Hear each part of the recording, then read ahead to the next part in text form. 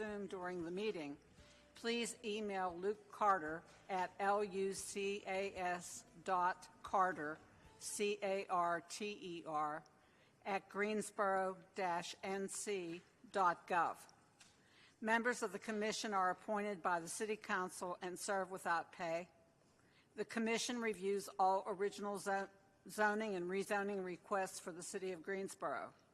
Each Commissioner normally visits each site prior to this meeting.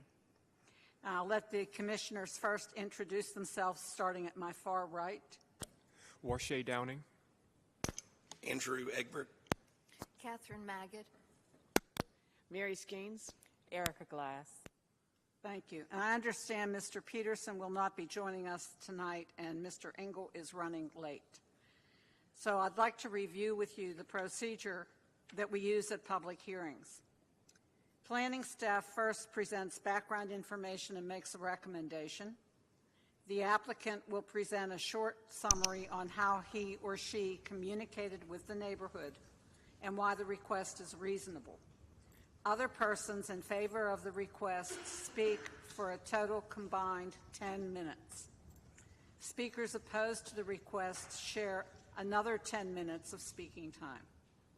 Those in favor of the request will then share 5 minutes of rebuttal time, and those in opposition to the request will share 5 minutes of rebuttal time. Any commission member may ask questions once a presenter has completed their presentation. All commissioners are required to vote unless they have a conflict of interest. In an effort to run the meeting more efficiently, the Planning and Zoning Commission may reorganize the meeting agenda. Cases in which there has been no opposition expressed to the Planning Department and in which Commission members do not feel necessitate in-depth discussion will be moved to the top of the agenda. Staff will provide a shortened presentation of these expedited cases, and the applicant will have up to 2 minutes to address the Commission if they desire to provide any additional information they want the Commission to know. Expedited cases will then follow the procedures previously outlined. All denied cases and all approved ordinances receiving 6 or more favorable votes will constitute final action unless an appeal is submitted in writing to the Planning Department and the appeal fee is paid within 10 days. All ordinances receiving a majority of favorable votes but less than 6 will be subject to a public hearing by the City Council. When the case is called that you are interested in, people wishing to speak online will need to use the raise hand function and will be called upon to speak in order in which the hands were raised. Please find the raise hand function under the reaction button. People wishing to speak in person will need to come to the podium. When you are called upon to speak, please state your name and address for the record. Please also direct all comments and questions to the Zoning Commission. Participants in the Zoom meeting will be able to view the meeting and speak when they are called upon. This meeting is being recorded and televised on Greensboro Television Network. In addition, the telecast is being closed captioned for the hearing impaired. We welcome Mr. Engel. And Council, do you have a few comments for us, please? Thank you, Chair O'Connor, and good evening, everyone. Yes, I do. I've actually added a couple points to my usual comments, so it may be just a little more verbose than typically. So much of the Planning and Zoning Commission's work this evening will relate to the consideration of rezoning applications. I'd like to remind everyone in attendance that when the Commission considers these applications, its determinations are based on the land uses allowed under the zoning district that's been put forth in the application and any conditions proposed by the applicant. Now, land use impacts on public infrastructure are relevant in rezoning matters, and it's important to know that the Commission is not here to determine all details of a development. This involves staff input and evaluation that goes beyond the scope of the Commission's work.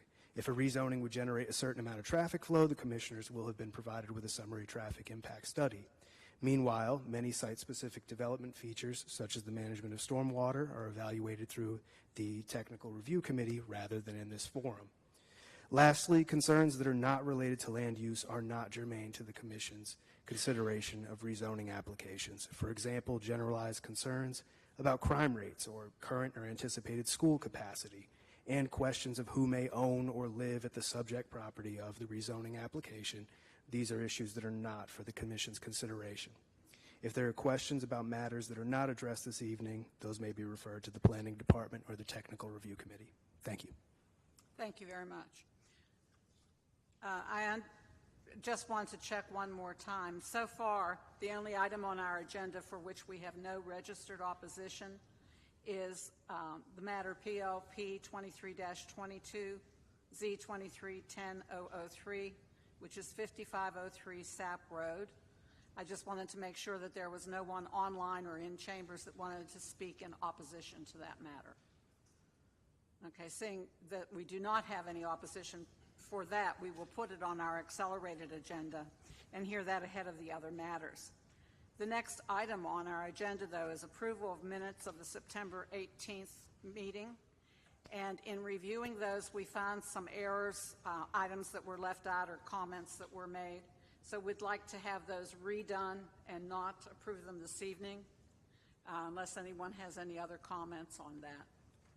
Okay, then we will delay approval of the September 18th minutes until our next meeting. All right, are there any withdrawals or continuances? There are not. All right, then.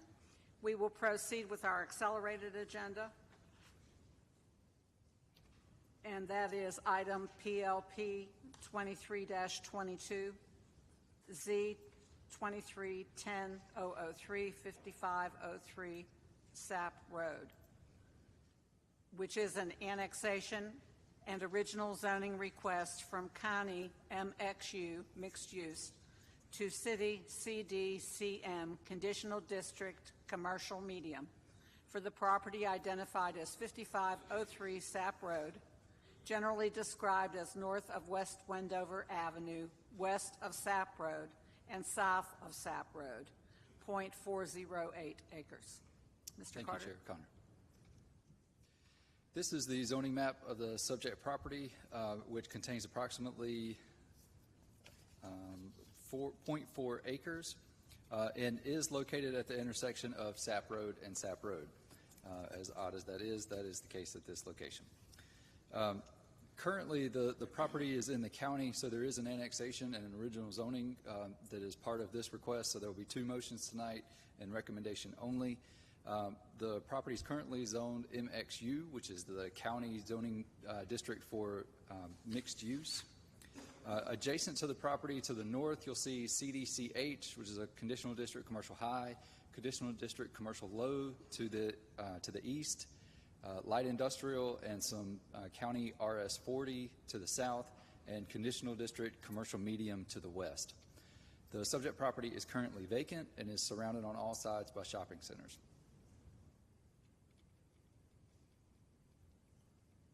This is the condition that has been proposed by the applicant. And staff recommends approval of the rezoning request, noting that the comprehensive plan designates the property as urban general within an urban mixed-use corridor and a regional scaled activity center. And the comprehensive plan's future land use map designates the property as commercial. The proposed rezoning request supports the filling in our framework goal to transform underutilized sites and buildings into valued assets that complement their surroundings.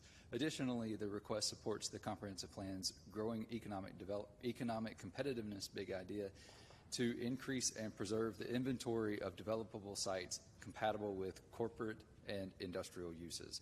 The proposed conditional district commercial medium request would permit uses that are consistent with uses allowed in the surrounding CM, CL, and CH zoning districts and are compatible with the existing large-scale commercial uses on adjacent tracts. And with that, I can answer any questions that you have. Do any of the commissioners have any questions? Okay, thank you. All right, does the applicants have any additional comments to offer? Thank you. All right, are there any other questions or comments? If not, without objection, we'll close the public hearing. We'll be looking for two motions, one on annexation and then one on zoning. This is Commissioner Engel. I would move we annex the property. Thank you, Mr. Engel.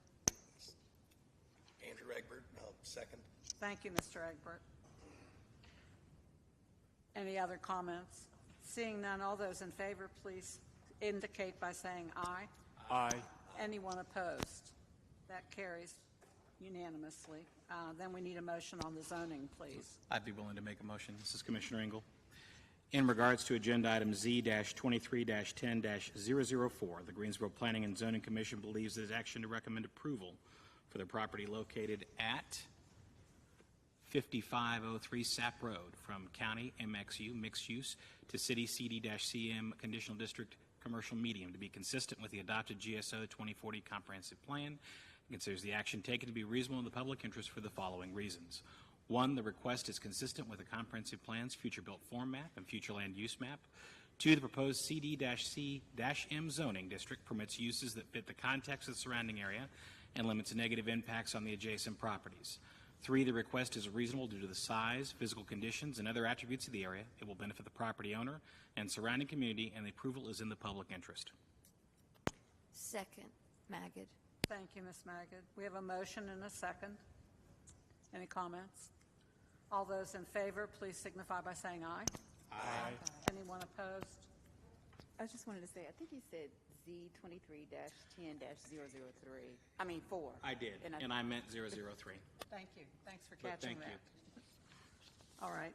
Then this constitutes a favorable recommendation and is subject to a public hearing at the Tuesday, November 21st, 2023 City Council meeting.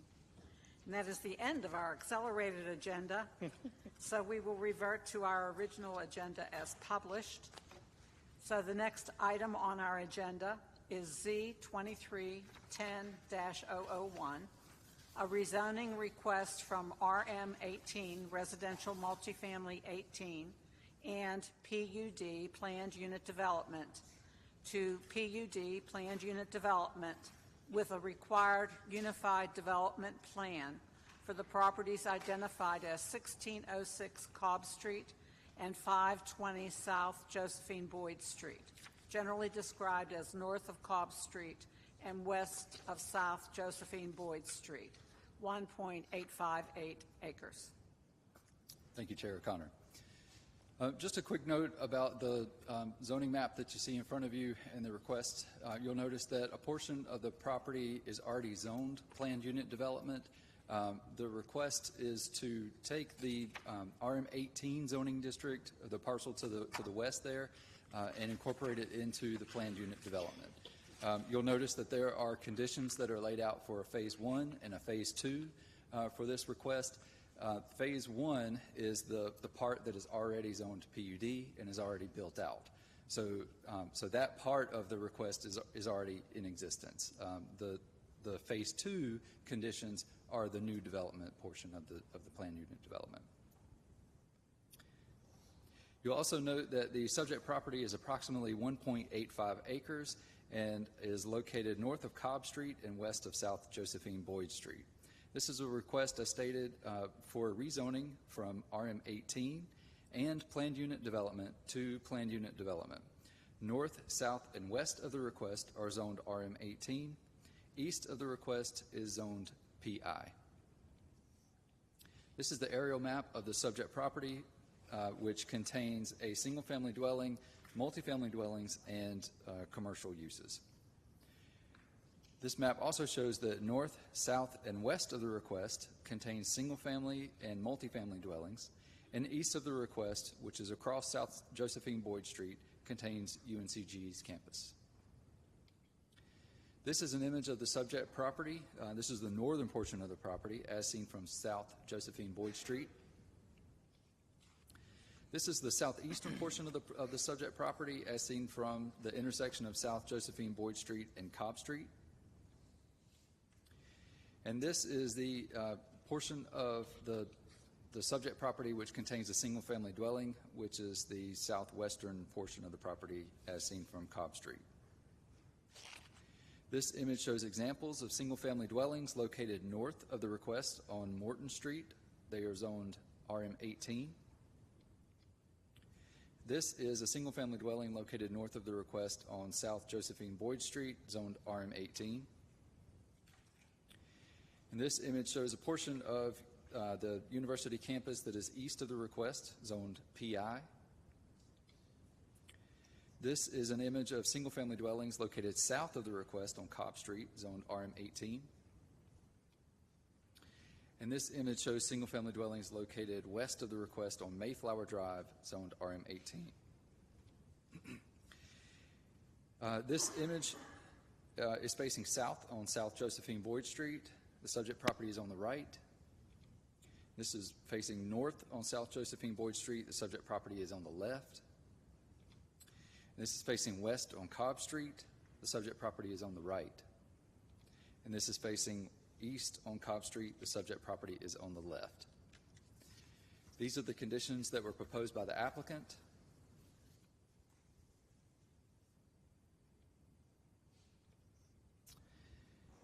And staff, in recommending approval of this request, notes that the GSO 2040 Comprehensive Plan designates this site as urban central on the future built form map and residential on the future land use map.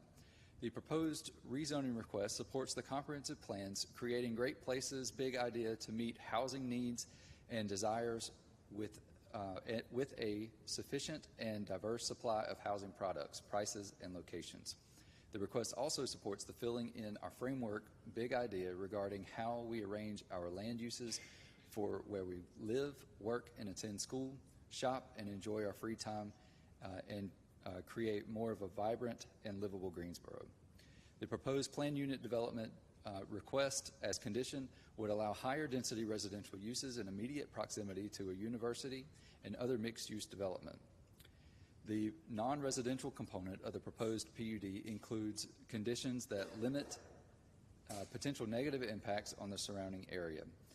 The zoning also encourages appropriate scaled development close to a major thoroughfare and maintains good transitions between residential development and commercial uses. And with that, I can answer any questions that you have at this time. I have a question. You said everything in phase 1 is complete. That's correct, yes. Does that include the number 5, the minimum 57 parking spaces, or does that apply to the 2 combined? That's only for phase 1, and those, I don't have the site. That would be a site plan issue where they would have reviewed that when they applied for the building permits.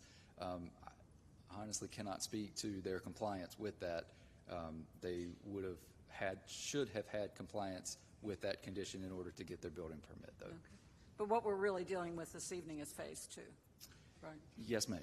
That is, you are considering phase 2, and in order to bring that into the entire UDP, since it is a planned unit development zoning district, phase 1 is before you as well.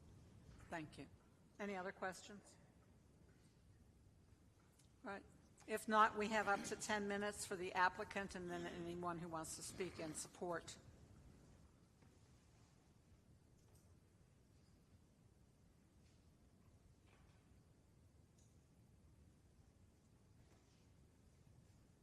Is the applicant present?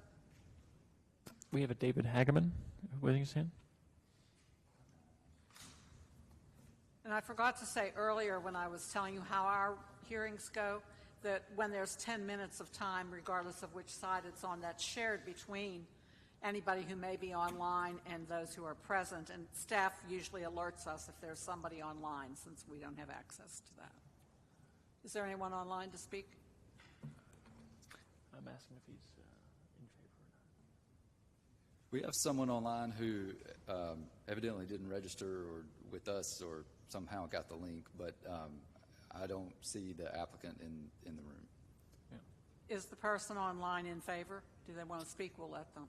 I don't know that they are here for this case. We're trying to communicate with them to see which case they're interested in. He hasn't replied yet.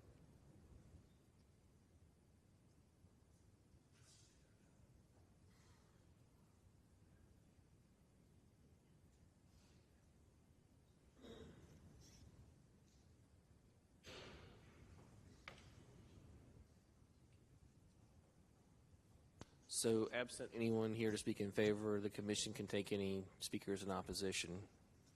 Is there anyone interested in speaking in support of this application?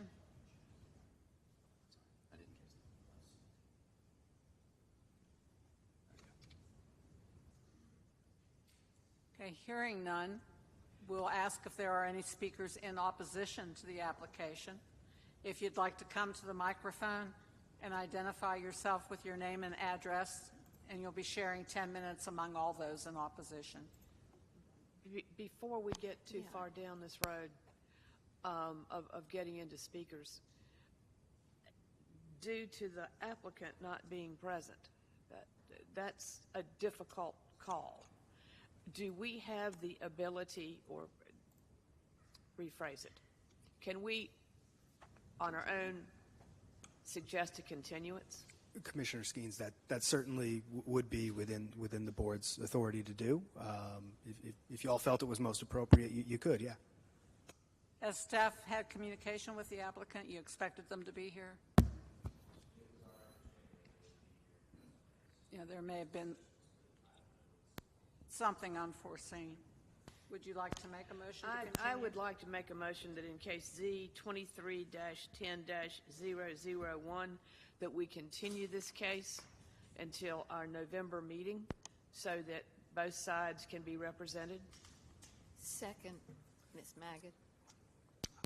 I would only like to allow the folks that did show up tonight to at least have a say as to whether they agree or disagree with this continuance. And that is a good point, Commissioner Angle. I do think if there's anyone who would be opposed to that continuance, certainly they could be given an opportunity to speak. But again, it is within the board's discretion to do so.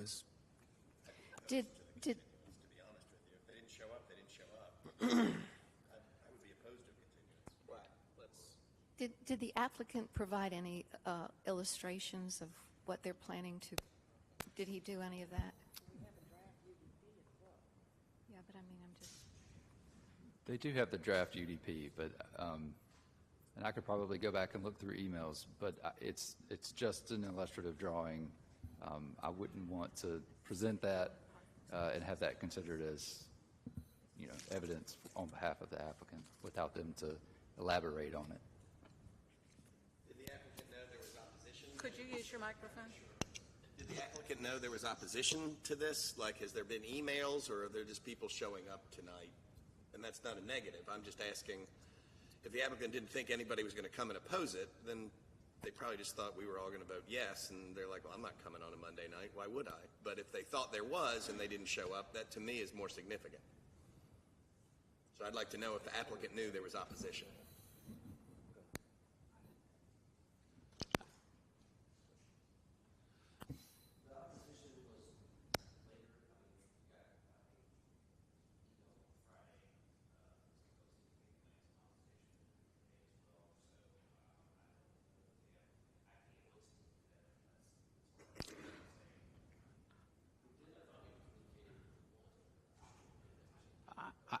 I would really like to hear from the folks that showed up tonight as to whether they would agree or disagree with this and their reasons for that, and I think that should predicate our deliberations.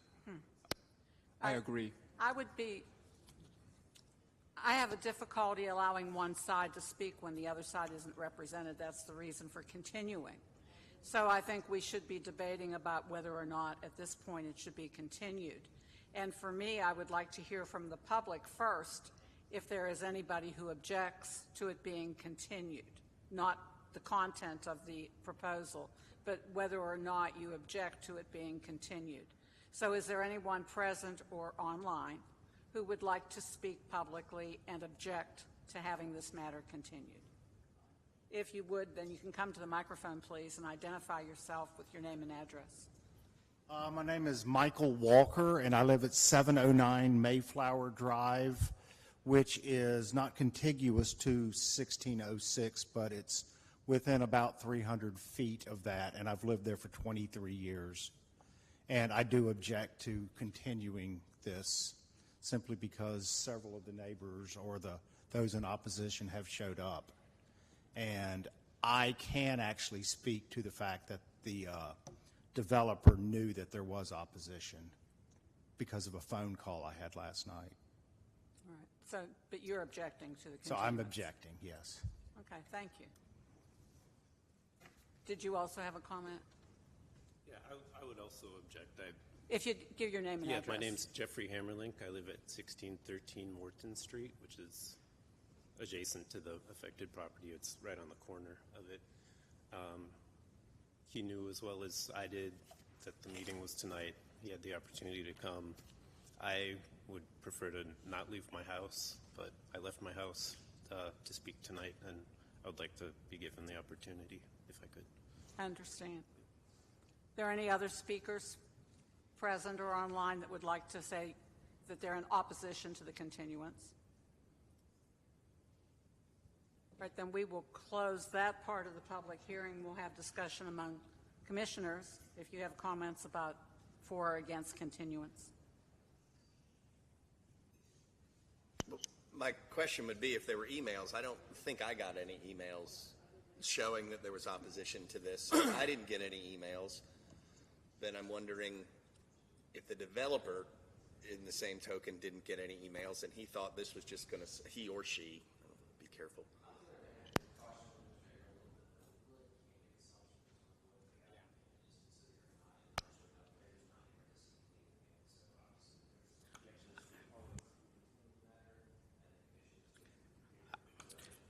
Yeah, and just to build off that, if I may briefly, again, I think we have to sort of take that to the extent that Mr. Kirkman just indicated. And, you know, frankly, the question is if folks would somehow be prejudiced by virtue of the of continuing it. But again, the choice to continue it would be within the board's discretion. I've typically, the way I've looked at this, and right or wrong, I see both sides of it. Some people made an investment in turning in the application. Some people made an investment coming here this evening. My personal feeling is I have never, ever voted for a continuance if people have made an investment to do something. And people showing up here this evening to speak against it and not having any communication, to me, is I'm willing to go along and say I'm going to go against the continuance.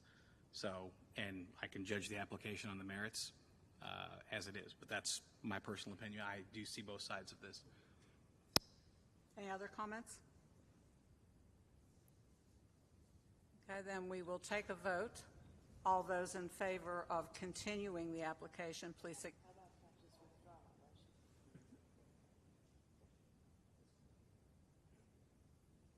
So, Can I remind everybody speaking to the microphone? I don't think we heard that last question.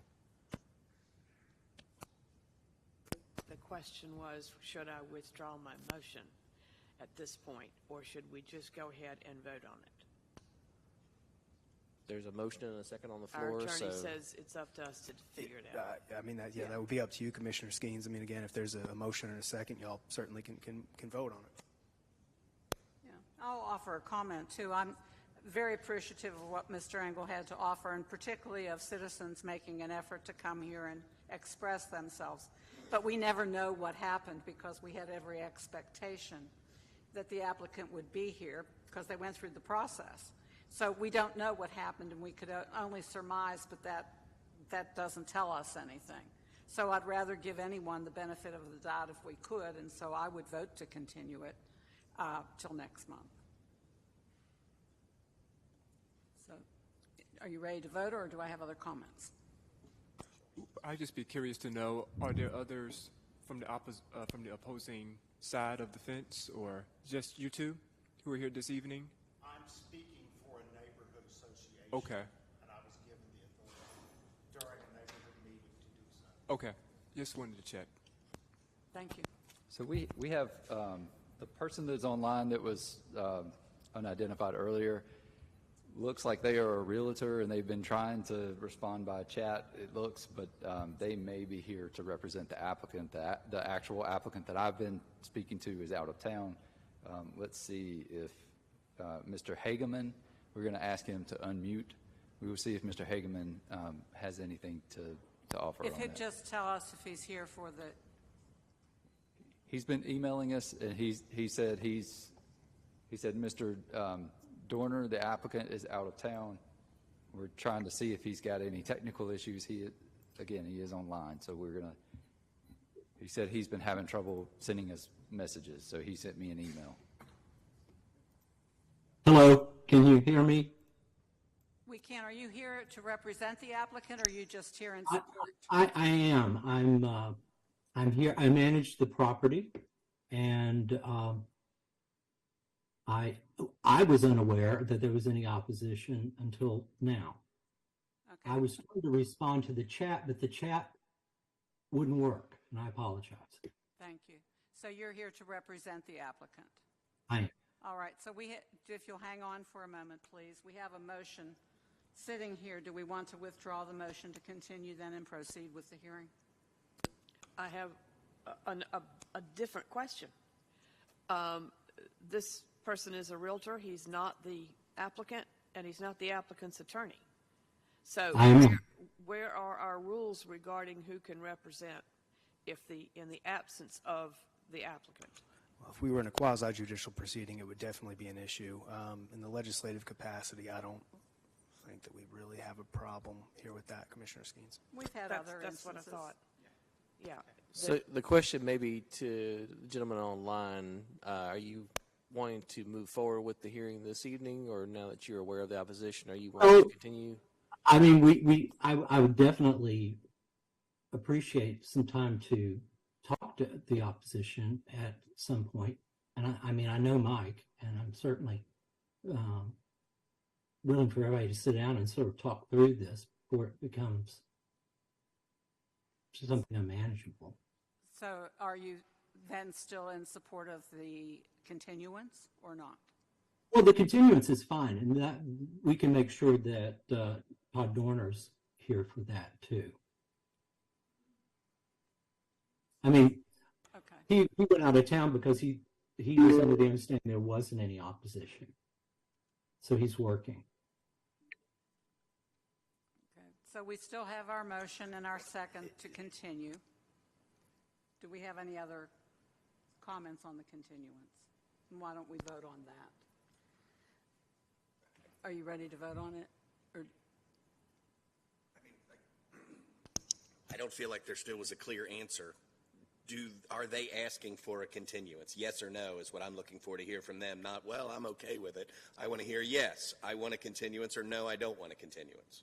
That's what I'd like to hear from the applicant. I'm not looking for anything to be ambivalent in what they have to say. They either want it or they don't want it. The applicant's not here, nor is his designated attorney. But it doesn't have to be an attorney. I'm getting funny faces from our attorneys. I'm fine with delaying this a month. I think that we were looking for an emphatic yes or no from one of them. Yes, I think that might be good, because I'd like to address it. Thank you. Chair O'Connor, if I may, I would say that the motion would be sort of noting the request for a continuance. All right, so are we ready to vote? We should vote by hand, I think, so they can record who was in favor and who not. All those in favor of continuing the matter, please raise your hand. All those opposed? Okay, that motion carries, and we will continue the matter. And thank you, Mr. Hageman, and we'll continue this. Thank you very much to the members of the public who came and devoted time to this. We hope that there can be some communication.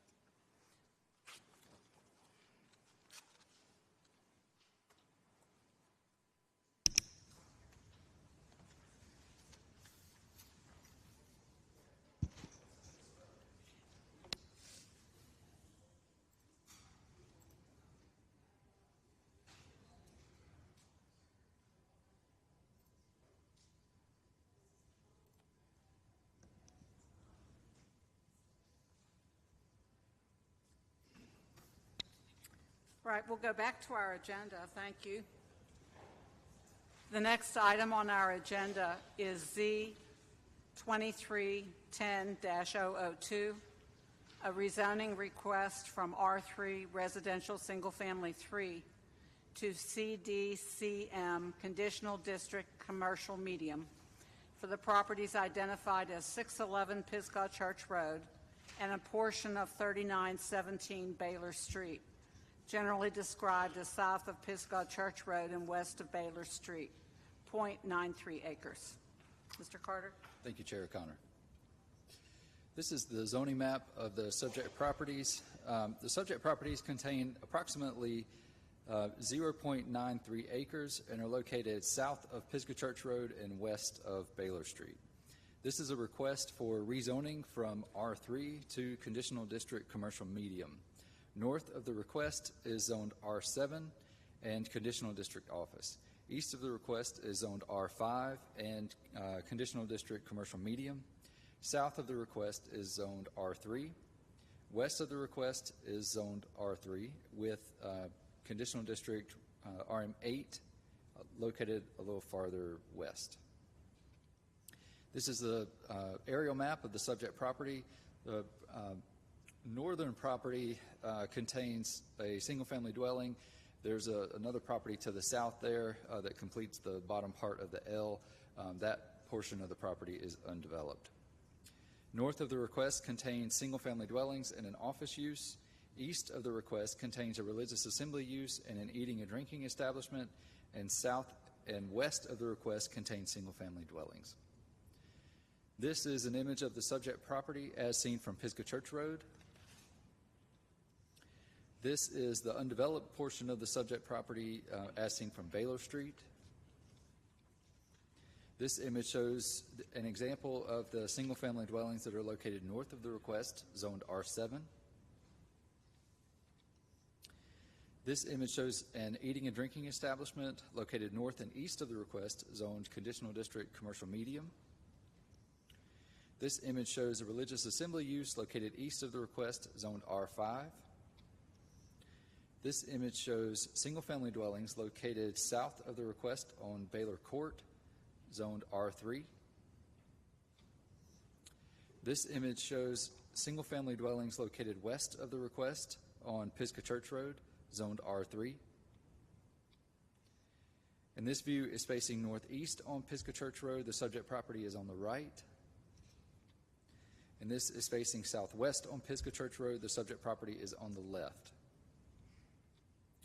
This view is facing south on Baylor Street. The subject property is on the right. And this is facing north on Baylor Street. The subject property is on the left. This is the condition that was proposed by the applicant. And in recommending approval of the request, staff notes that the comprehensive plan's future built form map currently designates this property as urban general within a district scale activity center. The northwestern edge of the property is also within the urban mixed use corridor. The GSO 2040 comprehensive plan's future land use map designates the property as commercial. The proposed rezoning request supports the comprehensive plan's prioritizing sustainability goal to build economic resilience, expanding the local economy's ability to withstand and adjust to disruptions and changes at the regional, national, and global scales. The proposed rezoning request also supports the growing economic competitiveness goal to build a prosperous, resilient economy that creates equitable opportunities to succeed. The proposed conditional district commercial medium zoning district as condition permits uses that are compatible with existing uses in the surrounding area. Care should be taken with respect to building orientation, building materials, building height, and visual buffers to ensure an appropriate transition to the lower density residential uses on adjacent tracts. With that, I can answer any questions that you have. Do we have any questions? Thank you. And the applicant has up to 10 minutes.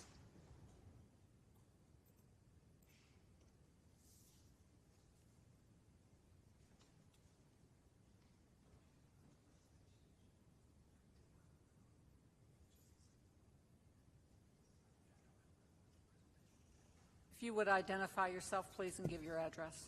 Yes, ma'am. My name is Eric Heffs on behalf of Waffle House, and our address is 5986 Financial Drive in Norcross, Georgia. And so first, the community outreach summary. I've mailed 123 letters to the surrounding neighbors. I've got 3 responses via phone. One was in support, one was neutral, and one was opposed on behalf of her and her husband. And I also did receive 2 emails in opposition, but that is with someone that I talked to on the phone. I believe the request is reasonable because we do comply with the future land use map to grow the urban general corridor right there off of Pisgah Church Road, and being right next to another eating and dining establishment, I feel like natural growth of that corridor is to the west. Other than that, I don't have any other comments about the plan, and I'm able to answer any questions that y'all may have. I have a couple of questions. I did see your summary. The emails of opposition that we received, were those forwarded to Mr. Heffs? Yes, I received a few emails. We got about 3 or 4, I Yes, think. they were. Yeah, I received those this afternoon. Did you reach out to those folks and talk to them as well? I had not. I've been in the car driving from Atlanta. We've been receiving those for well over a week, I believe. Have you gotten to any of them to talk to, or just... The emails that I didn't receive that y'all received, I just got them today, and I did not have the opportunity to reach out to them. Okay. Just a couple of questions. I've got you applied for conditional zoning. Were you given a list of the uses that could be put into that zoning district? Was I given the list? I looked at the list of and the one that you conditioned out was the drive-through restaurant? Yes, sir. Are you familiar with the fact that in this zoning district, it's really expansive, could also include a convenience store with fuel pumps? Yes, sir. And a auto repair shop? Yes, sir. Auto sales and service? Yes, sir. Okay. So I have to look at everything when I look at land use. I can't just look at the fact that I've got, obviously very reputable application here for a restaurant, but this also could be a lot of other things. Sure. And obviously, given the area, as far as under the power lines, I totally get all of that. But do you, just looking at this, did you also look at the condition zonings around this parcel? I did. I looked at the conditions to the zoning for the eating and dining establishment to our northeast and tried to mirror those. Well, you're not, though. That's my question. Correct. So, okay. All right. Well, that's all I had. Thank you. Sir. Thank you, Mr. Engel. Any other questions? Yes. Ms. Gaines? We certainly have very specific buffers. You're a situation where you're requesting a commercial zoning, and it is surrounded on 2 sides by residential. Yes, ma'am. And you're talking about a 24-hour facility. Yes, ma'am. You haven't, what would have you thought about in terms of screening headlights, trash blowing, cut-through traffic on the west and south sides of this property? As far as screening goes, we do plan on putting landscaping that complies with the city's ordinance for buffers. There is a whole bunch of landscaping on the western side of the property between our subject property and the residential to our west. As far as light pollution, we do plan to have a photometric plan that makes sure that there is no light pollution getting off of our site. And then as far as cut-through traffic goes, I have not considered cut-through traffic, but we're more than happy to add speed bumps to prevent that as much as possible. I was thinking more about walking, people cutting through the parking lot, cutting off the corner, that would potentially impact the residential buildings that are on specifically the south side. I don't see that being a huge problem for us. Well, I don't it won't know. be for you. Yeah, I don't know if that's something that we can prevent, and I don't know if that's something that could be prevented now as it is currently zoned. Okay, thank you. Any other questions? So to clarify, those who are in opposition, you have not spoken with anyone of that nature? I have. You I have have spoke spoken? with Miss Daly Johnson and Miss Sandra. I forgot her last name, but she was not in opposition. She was kind of just inquiring about our plans. Okay.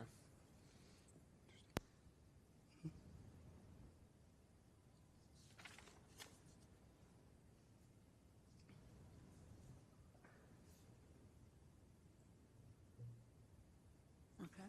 Any other questions? Did the circle of outreach, does that, I may have just turned myself off, does that go down to Finley Ridge?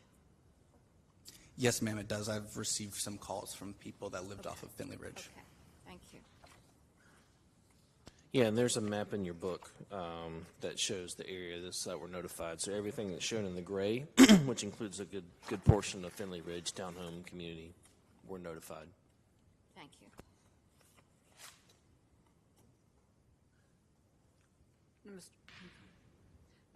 We have 9 minutes remaining if anyone else would like to speak in favor of the application, or if you have further comments that you would like to make. I'm good. Thank you. Is there anyone else that would like to speak in support of this application? In favor?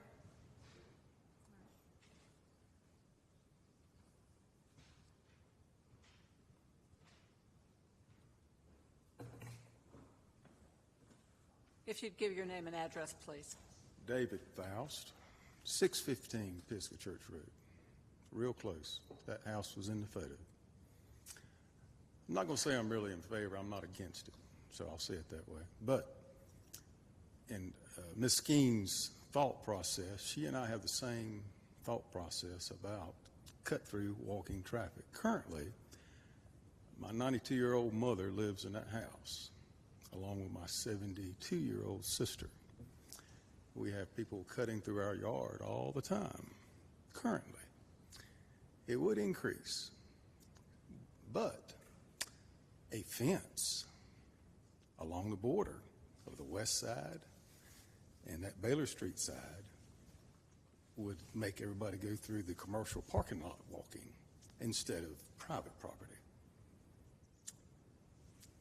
Waffle House would probably like people to walk through there because they'll eventually walk into a Waffle House and buy a waffle. So I would like to see a fence there. I looked at the plan. The plan did not show a fence.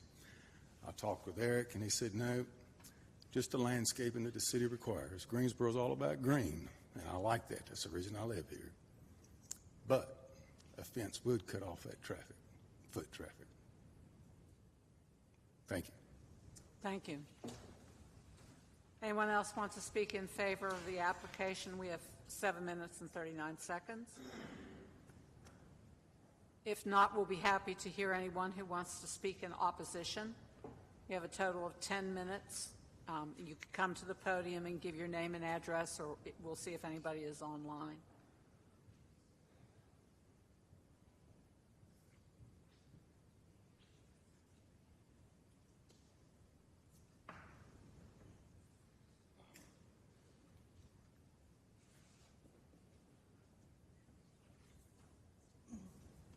Hello. If you give your name and address, please. Yes, my name's Susan Giraldo. I live at 705 Riley Lane in Finley Ridge neighborhood.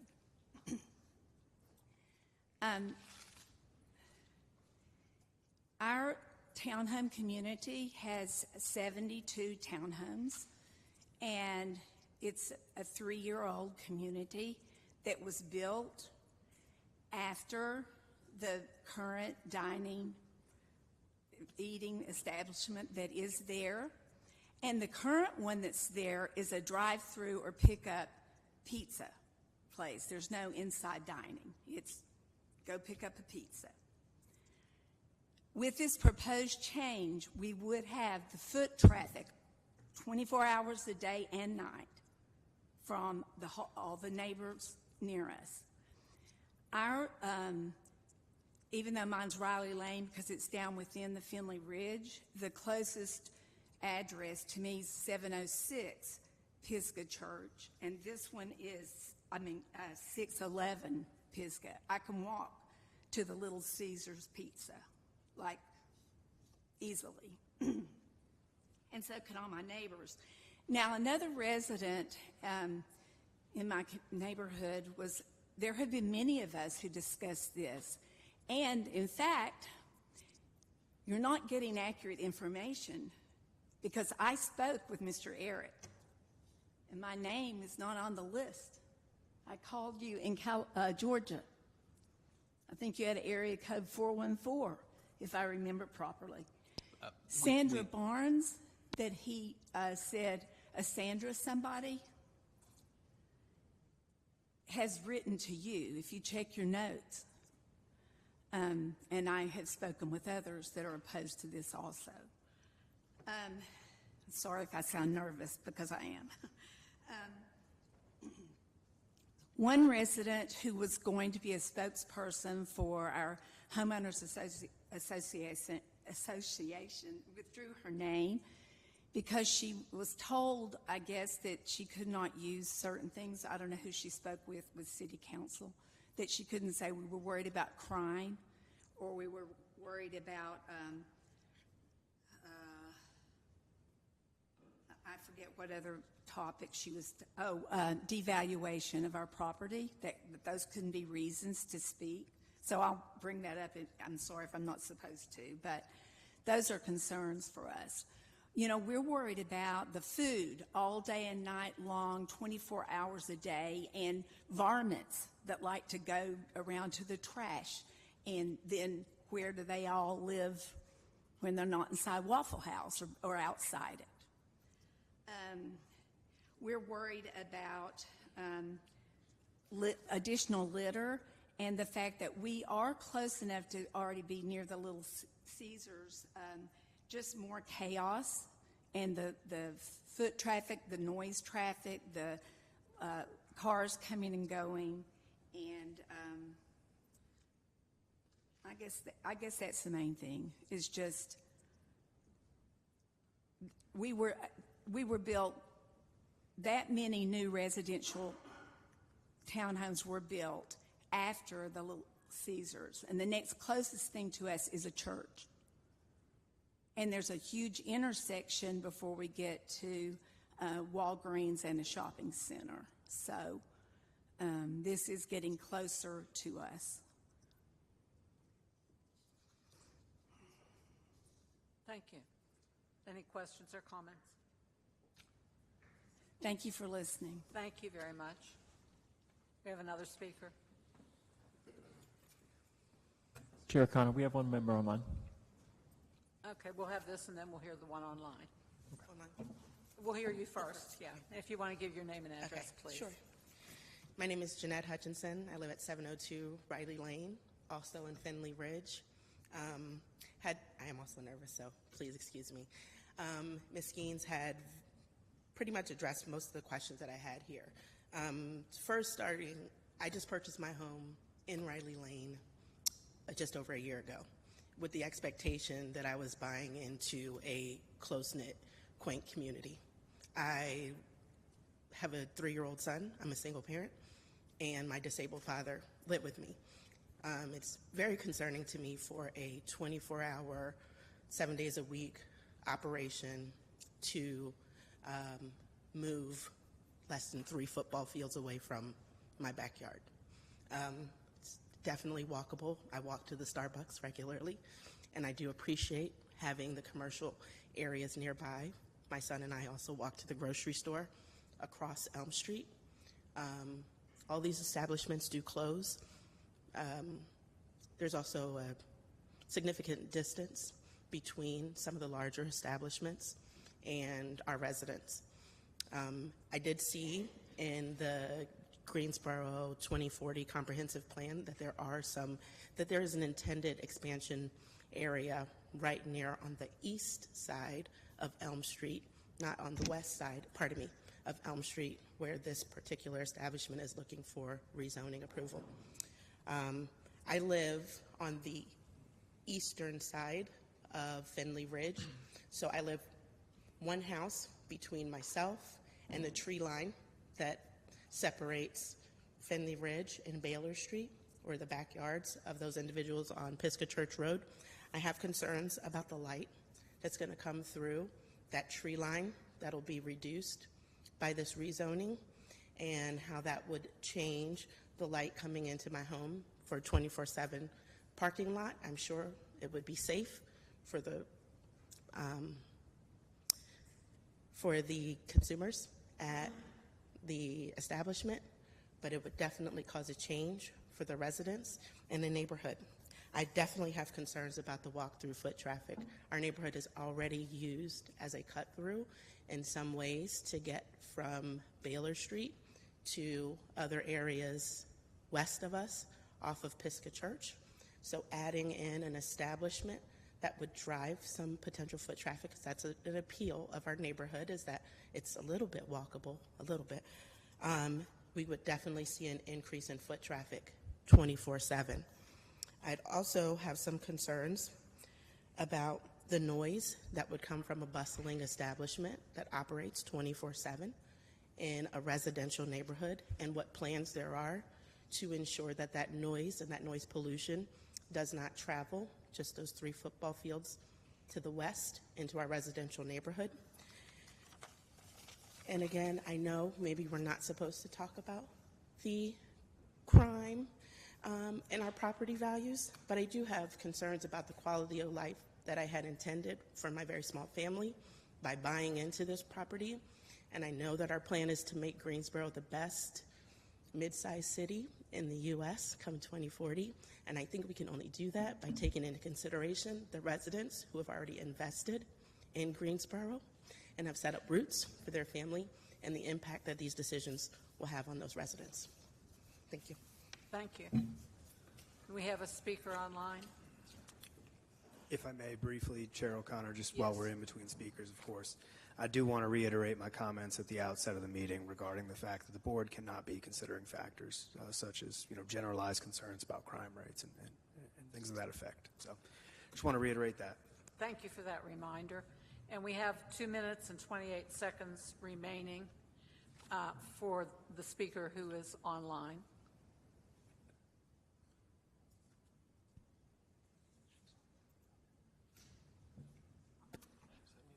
Ms. Esther Radcliffe is online and is unmuted and can speak. Okay, Ms. Radcliffe, and if you could turn on your camera, please. I'm trying to learn this little thing. I'm sorry. Bear with me. Can you see me now? Yes. Okay. So if you could give your name and address. My name is Esther Ratcliffe, and I live at 802 Riley Lane. And I just wanted to come on. I think the person before me said everything I needed to say. However, my concern is the noise and also the traffic the more traffic it would bring. I live right off of Pisgah, and it's just a lot. When they open up the bypass out there, I was so grateful because it decreased some of the traffic off of Pisgah. And so now with bringing this back, I think it will cause more traffic in the area, which the noise pollution and also just the foot traffic. So I think that's my biggest concern. I'm not against there being something there, but what troubles me is the 24-hour business. I'm a nurse. I have to get up early and go to work. I have to get out late sometimes and go to the hospital on call. And I think it just creates a big concern for me. That's it. Thank you very much. Thank you for taking the time.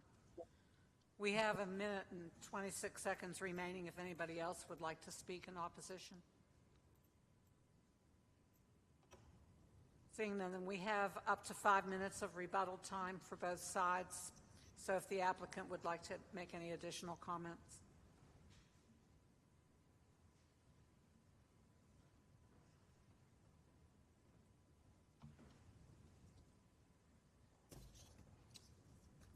I can understand the concern about increased foot traffic. Excuse me, if you just give your name and address again. Oh, sorry about that. I'm Yeah, sorry. so this is Eric Hefts again, 5986 Financial Drive in Norcross, Georgia, on behalf of Waffle House.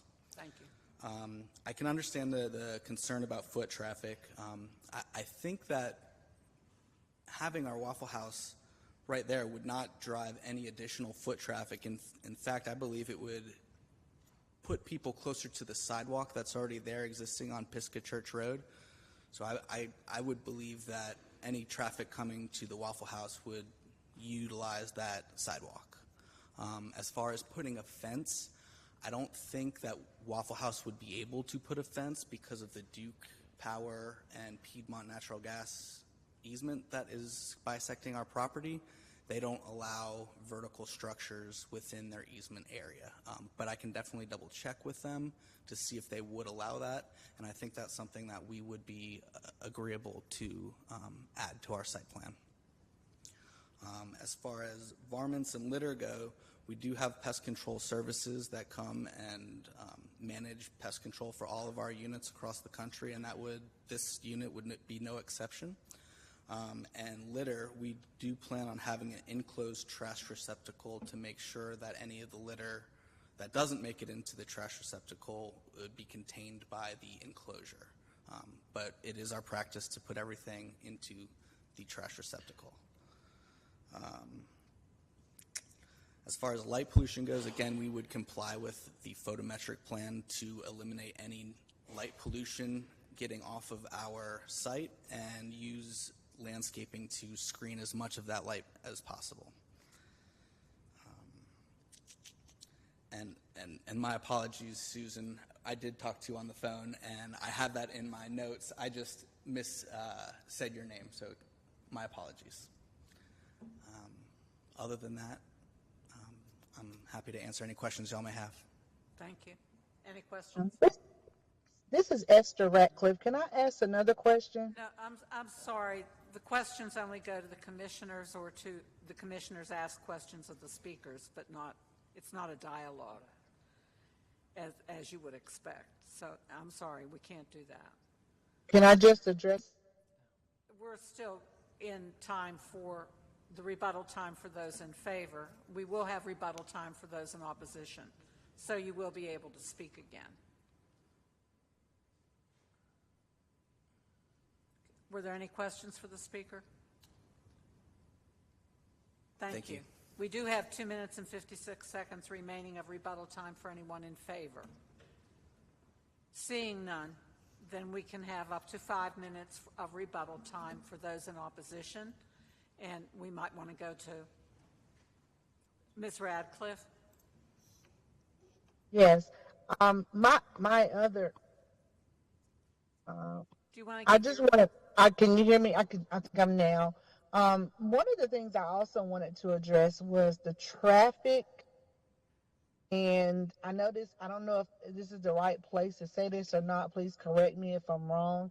But if this is put in place, can they also have more police monitoring of traffic on Pisgah Church?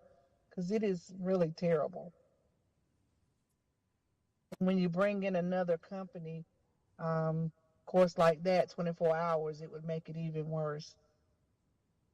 That's it. Yeah, thank you, Ms. Radcliffe. You can address those kind of concerns to the city, but it's not something, All right. we can address. Okay, thank you. Sure, thank you. Are there any other speakers who want to speak in opposition? We have 4 minutes and 21 seconds remaining of rebuttal time. If there's anyone else in opposition. Okay, seeing none, we will close the public hearing. And we've had a reminder already from council about what is within our scope and what is not in terms of what we consider. Commissioners have any questions or comments?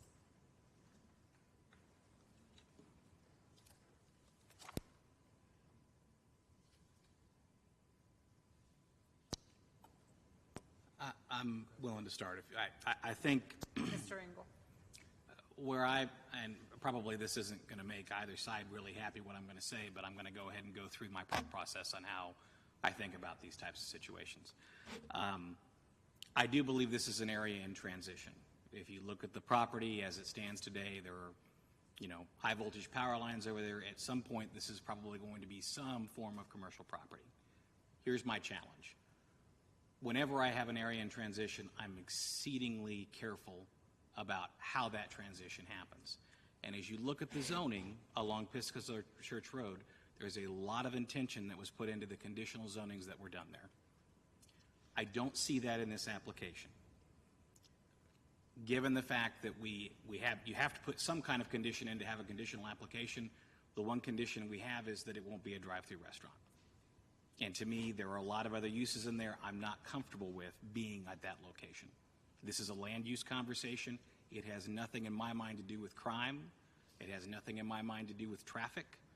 It's a 4-lane road next to a 4-lane road with turning lanes next to the highway.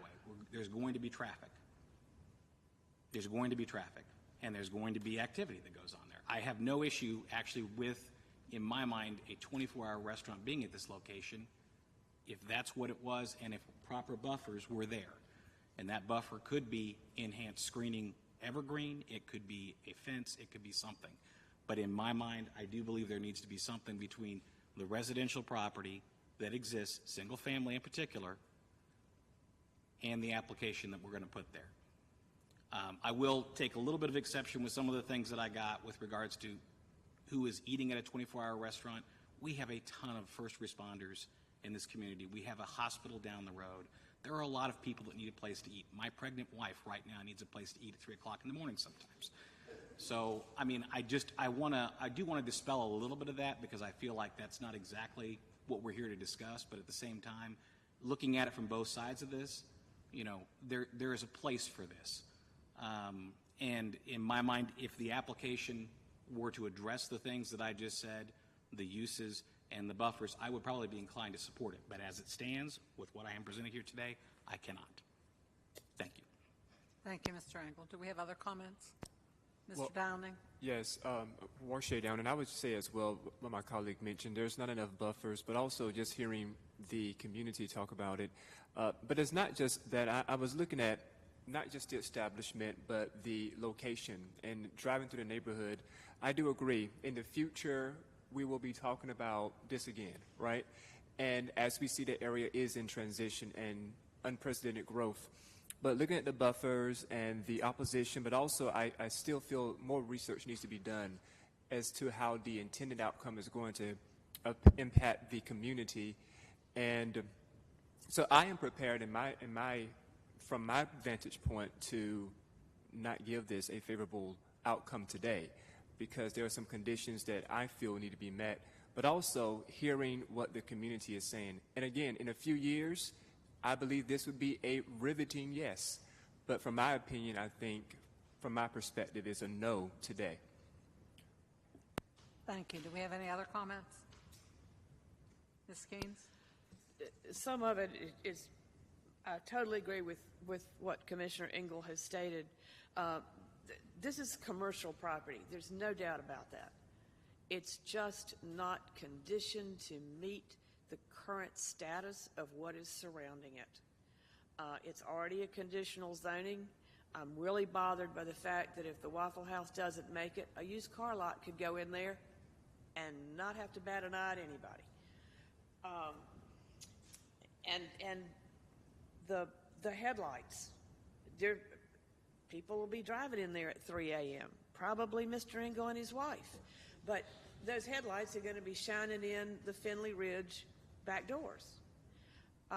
So it's just not conditioned to the level that I can support it in its current state. Thanks.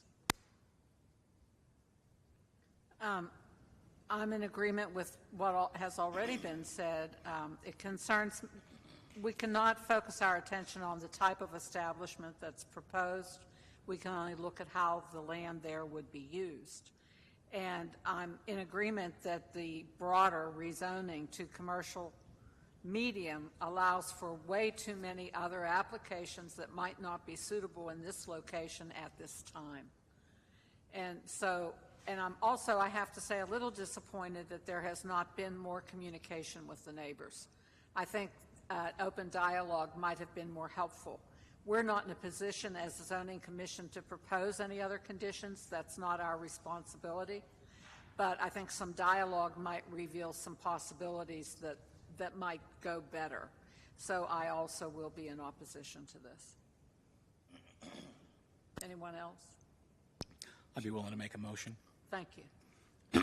In regards to Agenda Item Z-23-10-002, the Greensboro Planning and Zoning Commission believes this action to recommend denial of the zoning request for the property located at 611 Pisgah Church Road and a portion of 3917 Baylor Street from R3 Residential Single Family 3 to CD-C-M Conditional District Commercial Medium to be inconsistent with the adopted GSO 2040 Comprehensive Plan and considers the action taken to be reasonable in the public interest for the following reasons.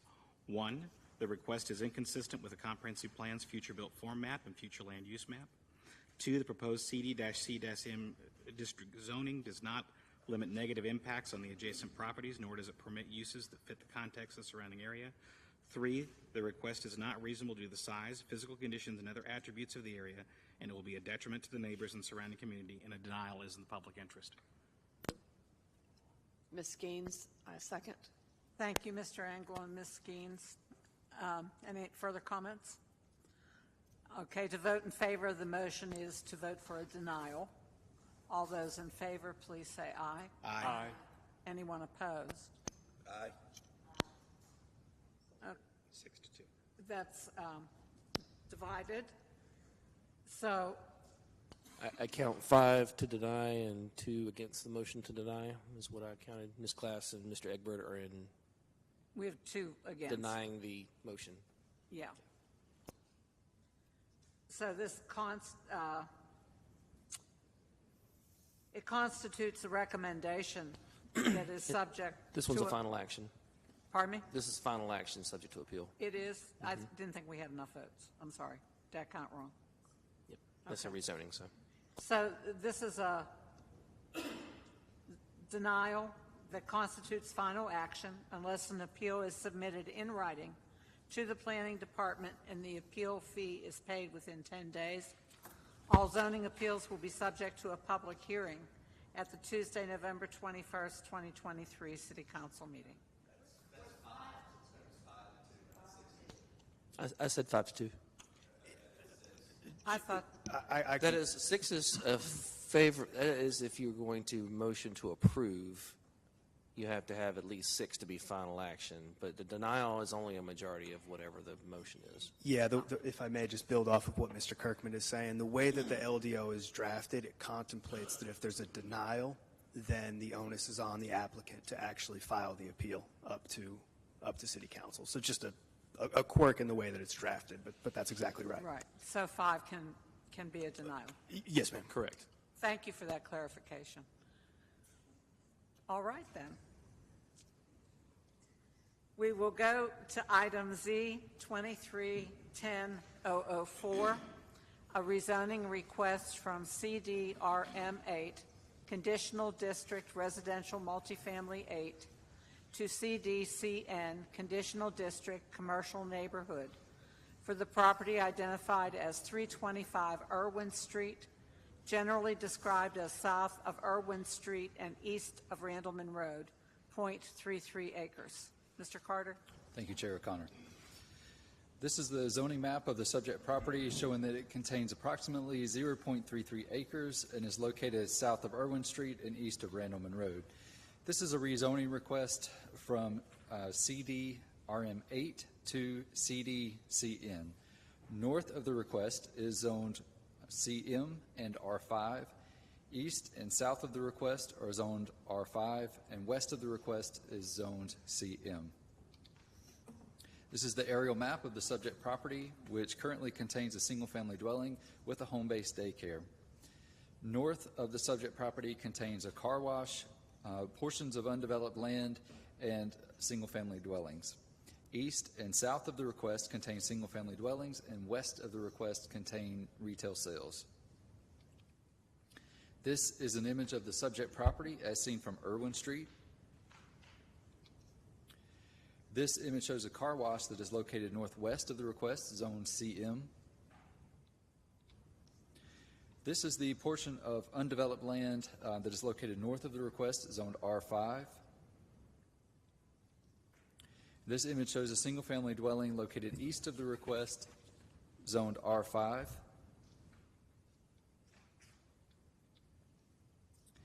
This image shows an example of the single-family dwellings located south of the request on Lawrence Street, zoned R5. And this image shows retail sales uses, I'm sorry, this is another single-family dwelling. This one is located south of the request on Lawrence Street. This is the one that's located east of the request. This is still on Irwin Street. So again, this is south on Lawrence Street. This is the retail sales use that is located west of the request, zoned CM. And this view is facing east on Irwin Street, and the subject property is on the right. This is facing west on Irwin Street. The subject property is on the left. These are the conditions that were proposed by the applicant. I'll let you read through those.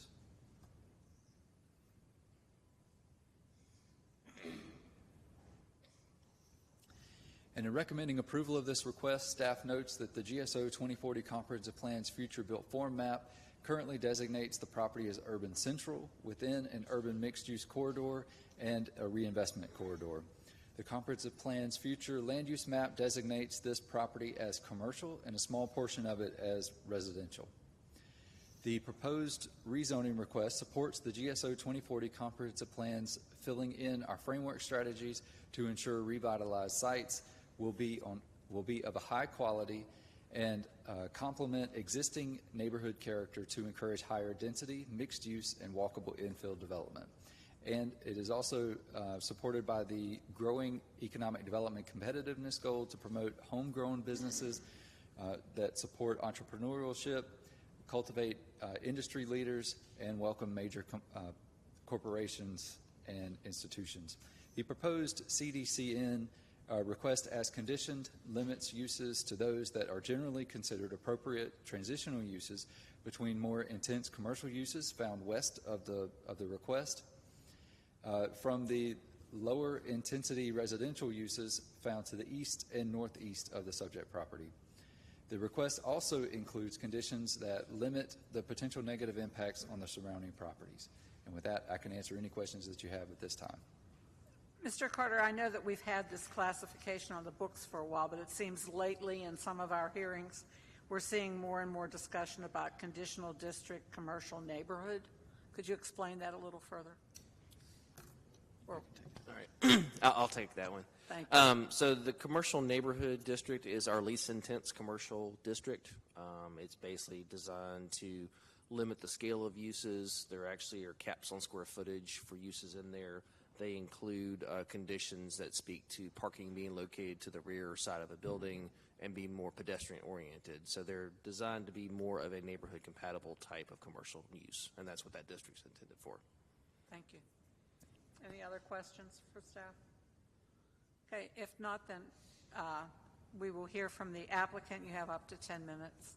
If you'd come to the podium and give your name and address, please.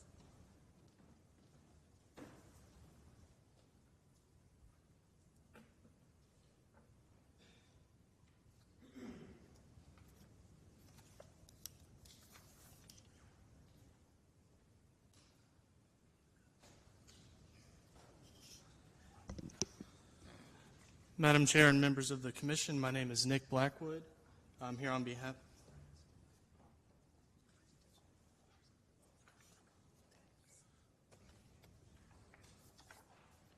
(804) Green Valley Road, Suite 200 here in Greensboro. I'm here on behalf of Nicole and Hatfield Charles, who are the property owners of the subject property at 325 Irwin Street.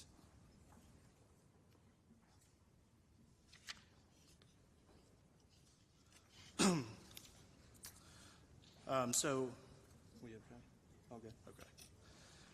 you may recall hearing a similar rezoning request for this same piece of property from August of last year. And what I really want to reiterate tonight is that we're essentially applying for the same uses that are already permitted on site, just under a different name. And the reasoning for that is that after going through the prior rezoning process, when the Charleses obtained approval by this commission and city council, it was determined that there were some enhanced setback requirements that were triggered under the RM8 district as it applies to the change to a non-residential use. And so this commercial neighborhood district, as we've conditioned it, is essentially the same zoning district that's already been approved for this site, but it provides for some setback flexibility so that the existing structure does not encroach into those enhanced setback requirements that were giving problems under the RM8 district. And so that's the reason for the request tonight. We've worked with planning staff and determined that the commercial neighborhood district will work for as it applies to the property with the existing structures on site. So going through our booklet, we've already went over the zoning conditions, but just wanted to include these to reiterate that it's essentially a mirror of what's already been approved. The only change from the previously approved conditions is the inclusion of the office uses within the permitted use group. And the reason that we've made that change is that the current zoning district permits daycare center or single-family residence. Single-family residence is not permitted under the commercial neighborhood district. And so we wanted to provide some flexibility for the owners in the event that the daycare center is unsuccessful for some professional office space. We're thinking an accountant's office, a real estate agent's office, something with low impact that would also fit here as a transitional use.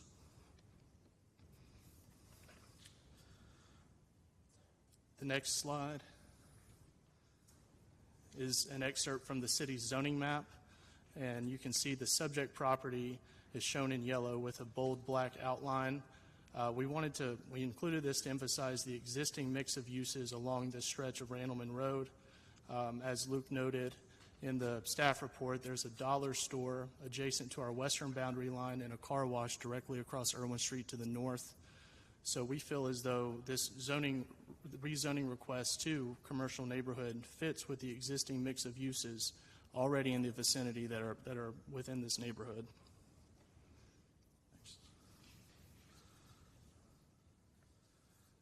On this slide, we have an illustrative sketch plan that's been prepared. We included this to show that there are no improvements planned to the existing structure on site. The only improvements that are planned for this property is the inclusion of some parking spaces in the rear to accommodate the proposed daycare center use. So the home as it sits on the property today is the same way it's going to look if this rezoning request is approved and a daycare center is used on the property.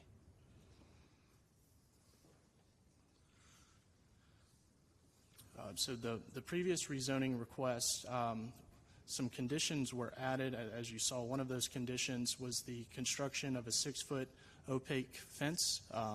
The applicants have gone ahead and installed that fence following the previous approval of their rezoning request.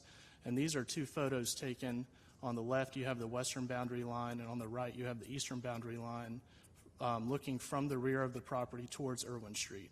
And we included this to show that, we really believe that this is a sufficient buffer to mitigate any potential impacts from this daycare center use on the property as far as the residential uses in the immediate area.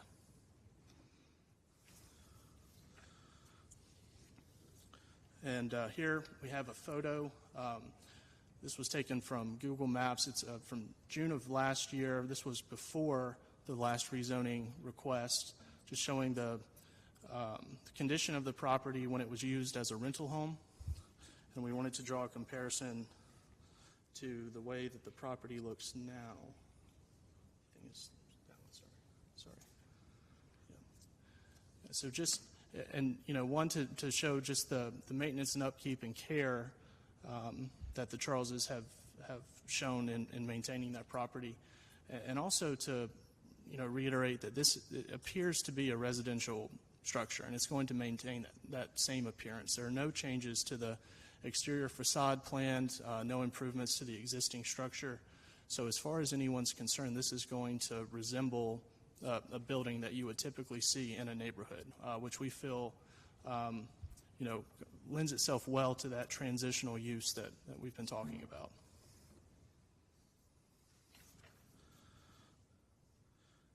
And here's a copy of our notice letter that we mailed to all neighboring property owners on the city's notification list. We gave some general information about the rezoning request, why we were applying for this. And we also offered to have a neighborhood meeting with anyone who wanted to discuss the project with us or had questions or concerns about the rezoning. We did not receive any calls or emails requesting a meeting.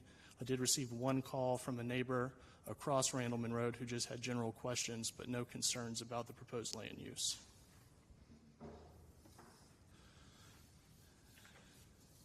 And just by chance, Nicole Charles was out on her property and happened to catch our adjacent property owner to the south while he was also outside, and they did have a chance to speak about this project in person. And she gave him some details and the reasoning for our request and what she planned to do on site. And he and his wife were willing to write this letter of support in favor of our rezoning request. They recognize that they've already done a significant amount to clean up the property, and they look at this as a positive use for the neighborhood. And so with that, I'm happy to answer any questions that you might have. Do we have any questions? Thank you. We have 3 minutes and 22 seconds remaining if anyone else would like to speak in support of the application.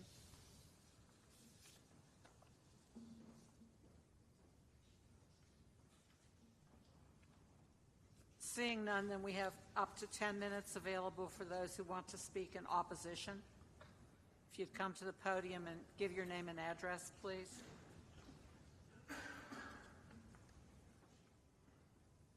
Do we have any speakers online for this?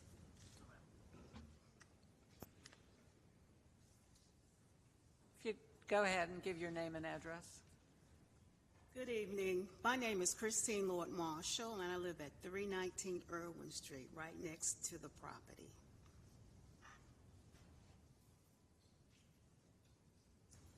Good evening. I am Brenda J. Artis Barksdale, and my address is 308 Irwin Street. I'd say good evening again.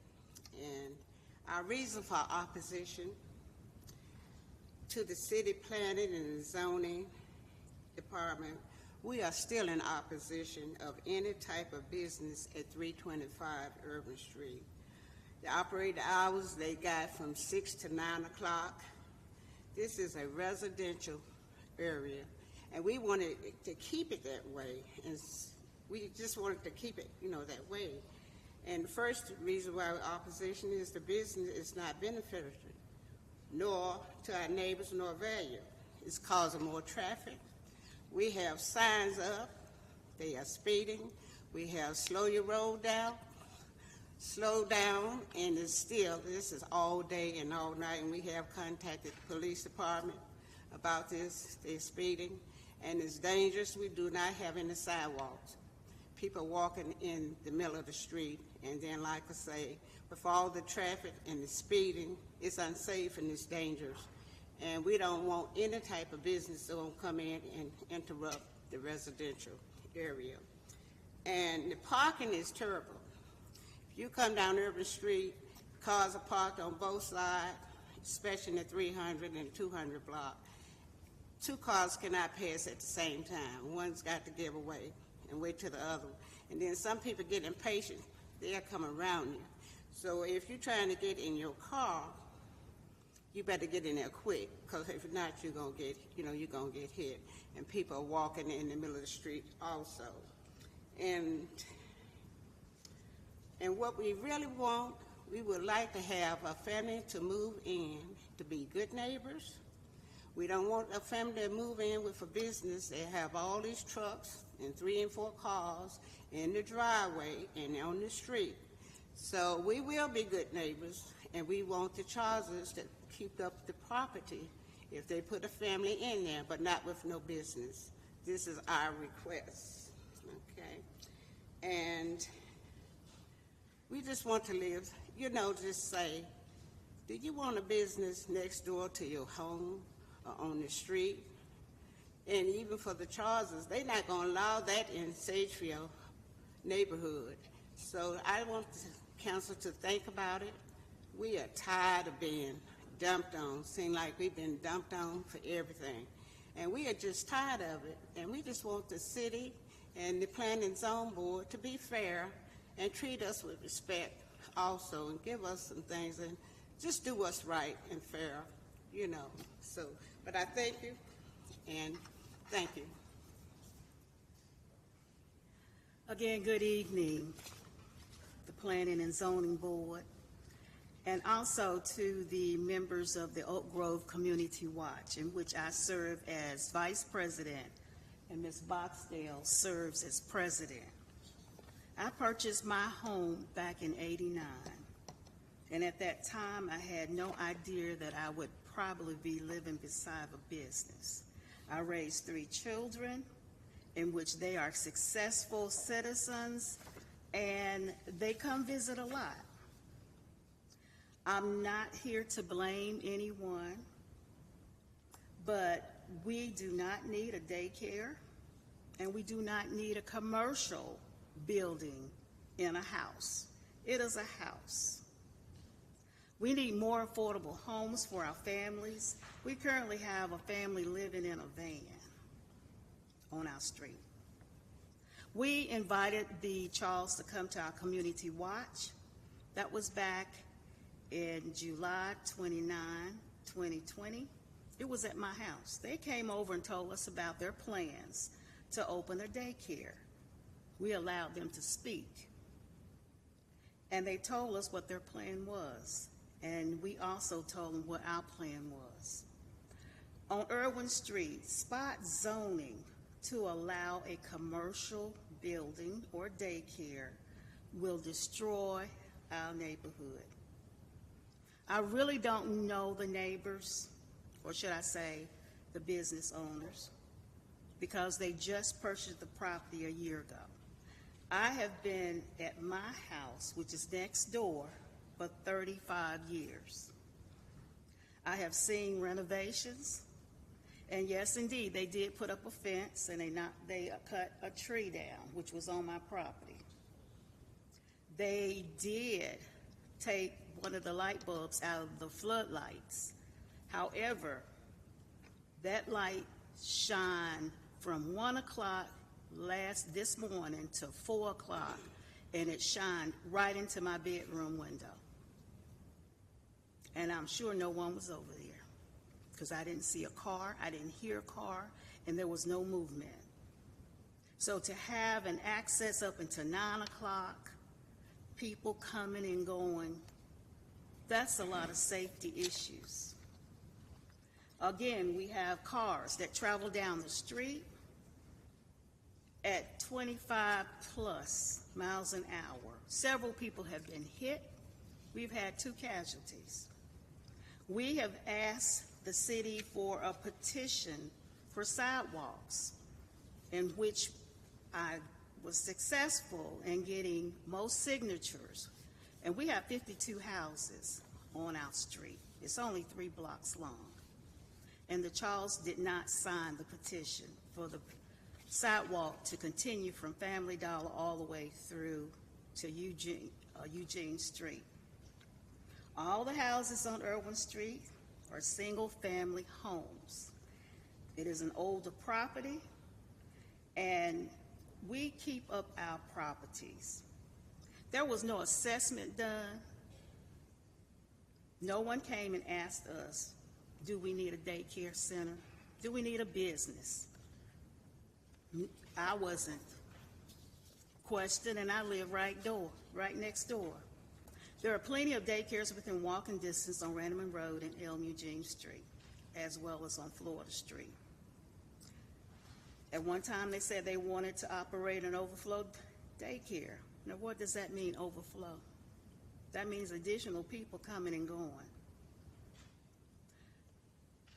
There is a drainage problem on their property, and when it rains for 1 or 2 days, the water comes into my yard. One of the solutions that they wanted to do was to plant plants on my property. That's not going to happen. We need more affordable homes for families. And guess what? You can help us. Please don't open up a gateway for all residents to operate a business out of their homes. We have enough on Randaman Road. We have enough on Elm Eugene Street. They can rent one of those. We would love to see a family come and thrive as well as my children, Miss Boxtill's children, Miss Lindsay, Miss Margaret. We're concerned, we're senior citizens, we've worked all our lives, and we want to have peace. We want to be able to walk to Family Dollar, General Dollar, without being ran over. Again, we have a petition with 52 names on it. We have a petition that does not have their name on it as far as helping us get sidewalks. We thank you for listening, because at the first time we came to the Planning and Zoning Board, we were not heard, we were not called, and we stayed here till 9 o'clock. So again, please help us. That's all we ask. Thank you. Thank you. We do apologize again that you were not heard the last time, and that was an oversight, and we are very sorry that happened, but thank you for coming this evening. We have up to 1 minute and 7 seconds remaining if anyone else would like to speak in opposition.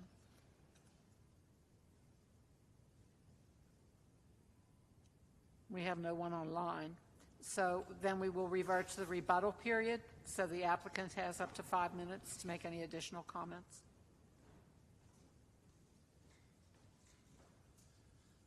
And again, this is Nick Blackwood, 804 Green Valley Road, Suite 200 here in Greensboro. I just wanted to briefly respond to a couple of points. One, regarding the traffic, there was no traffic study required for this rezoning request. It's a very low impact use, and the property is really on the bookend of Irwin Street, adjacent to Randleman Road. So no, real risk of cut through traffic down Irwin Street. It's already at the end near the commercial thoroughfare. And then just to address another point regarding not wanting to live next to a business, just wanted to reiterate that this property already lies next to a piece of property that's zoned commercial medium in the Family Dollar. So whoever would move into this, if it were used for a single family residence, as was suggested by the opposition, would be living next to commercial use in the Family Dollar. And we view this daycare center as a great transitional use from that commercial use into the neighborhood down Irwin Street. So, thanks. Any questions? Thank you. We have up to 4 minutes and 6 seconds remaining if anyone else would like to speak in favor.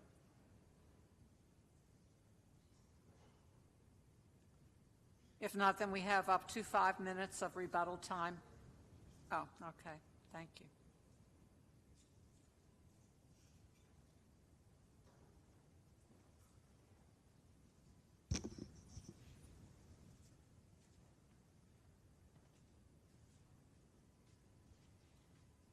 Thank you. If you'd give your name and address, please. Yes, my name is Adrienne Lindsay.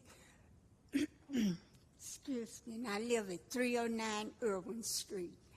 I'm the oldest person living in the block that we live in, and I've seen a lot of things going on there that has the whole neighborhood up in a roar since my children were young. My oldest is 53 now, and she's seen a lot of things. We've had people working on their cars hit, had to go to the hospital. We've had children almost hit because the cars are speeding up and down the road. So right now, we do not want any more, I guess, businesses in the way to have traffic coming and going all the time. We had a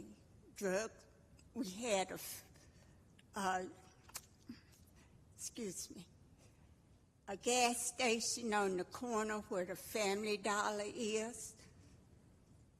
We had a store. and empty properties, and we had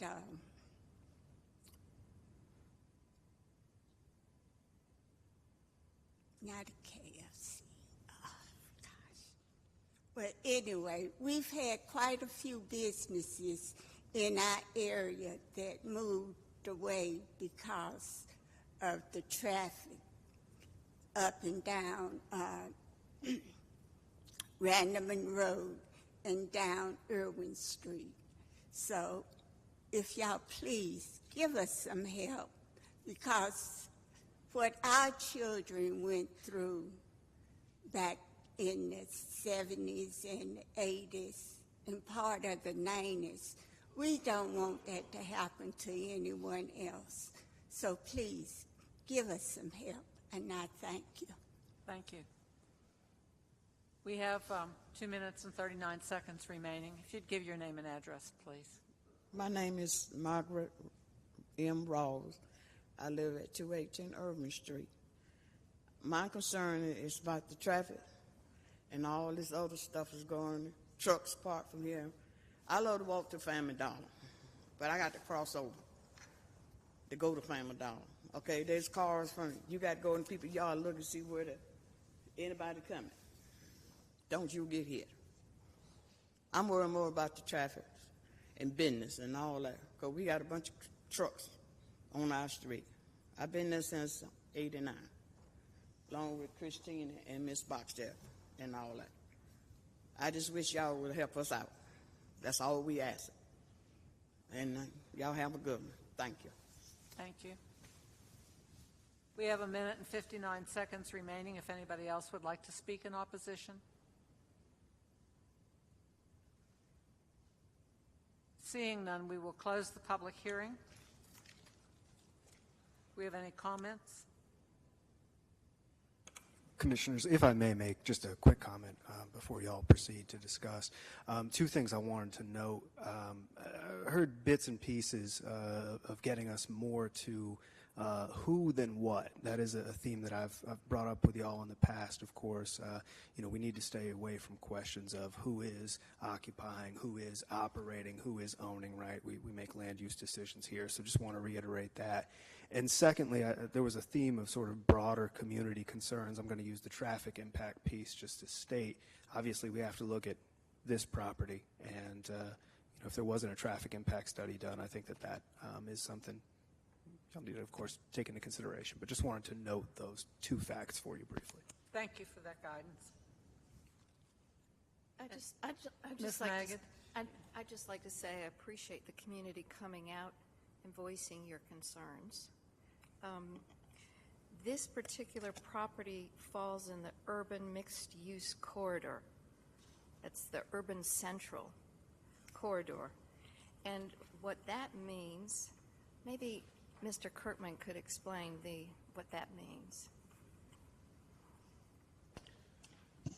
So the comprehensive plan in its feature built format builds in identified corridors where it's anticipated there to be new reinvestment and diversification of uses. That's where that mixed use question comes in there, and it may be that there's additional residential development or additional commercial service development, but it's all within that same corridor is what that's getting to. Right, and so I am going to be voting in favor of this zoning request because it falls in that urban mixed corridor, and the N allows for small businesses to occur. The dollar store is very close to this. There's the car wash diagonally across the street and an empty lot right across the street from the home. So I think it's compatible to this request. Thank you, Ms. Maggot. Any other comments? Yes, I want to add a few things as well. Much respect to the community that came out. I heard the underlining theme seemed to be about the traffic, and I'm pretty sure the city of Greensboro, correct me if I'm wrong, are there any things underway right now that we can help mitigate the overall themes? I think even with the daycare owners, that may be a future concern. So is there anything in regarding the traffic study or flashing lights, speed bumps. I saw the signs yesterday as I was driving through that says slow your roll. Almost every yard had them. But now, that's not going to be a factor in this particular decision for me, because I do believe in strong economic development and also what the area can look like in the future. But it does seem to me that the citizens have voiced a concern, so we must address them. How do we address it? Or has the city council been involved in those discussions, or traffic, or what? I don't know. Just asking.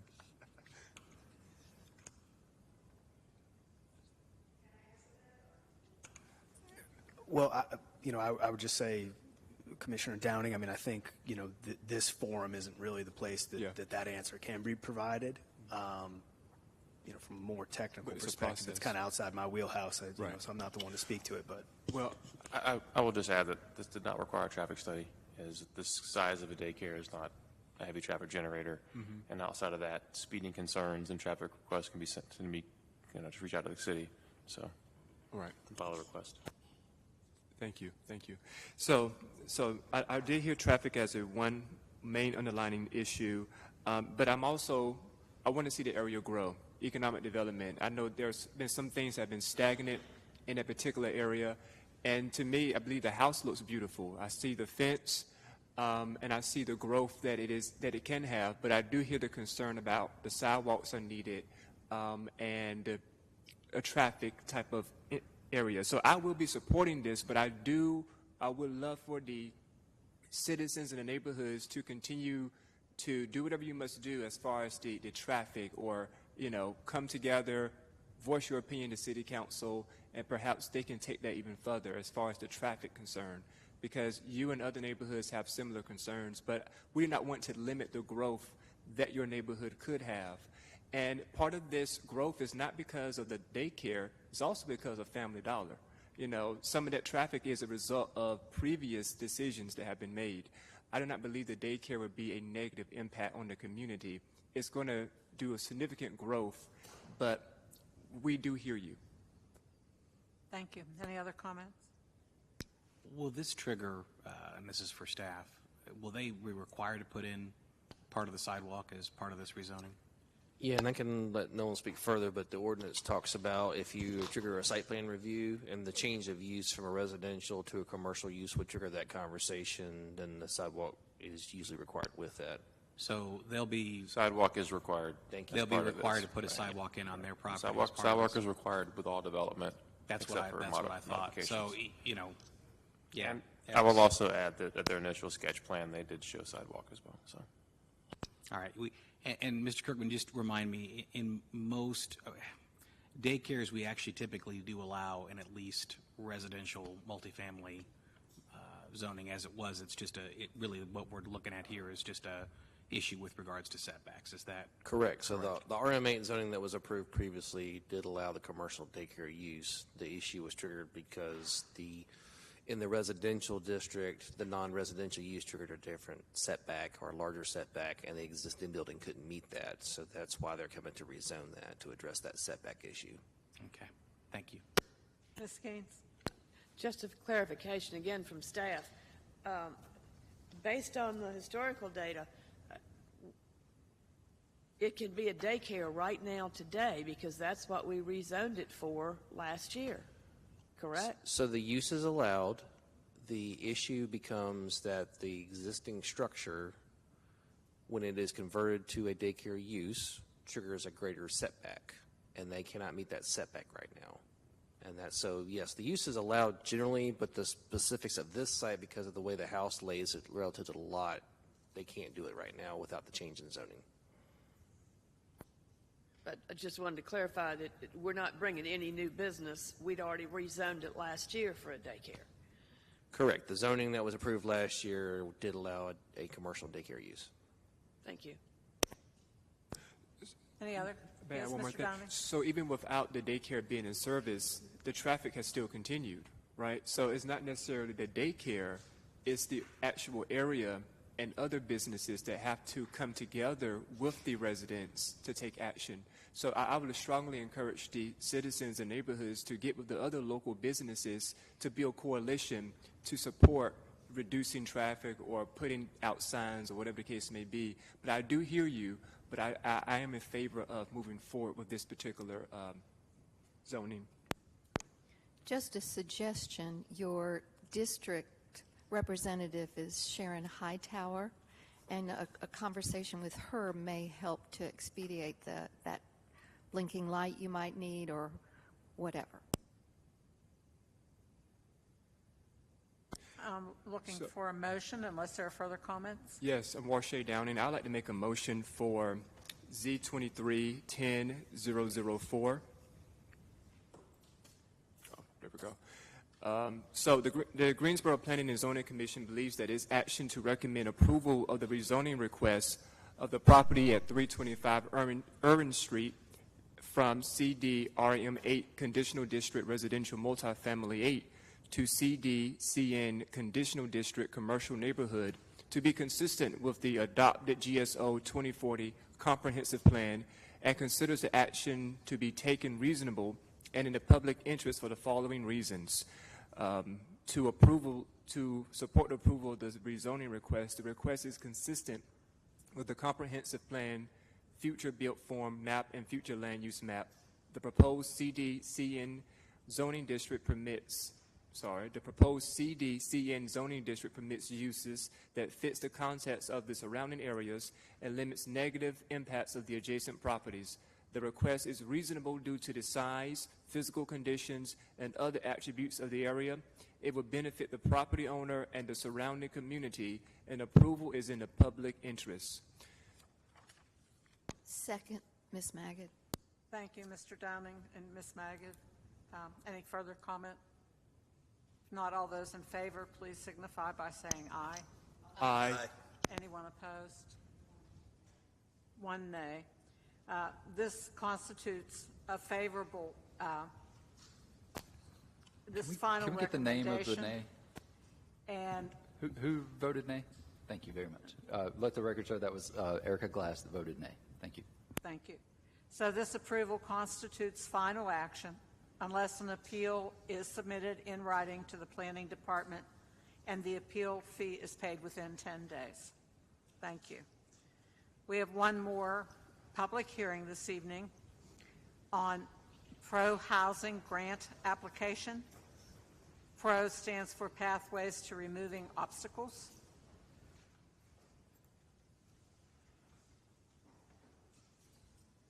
And Director Sue Schwartz will be presenting this information to the Commission.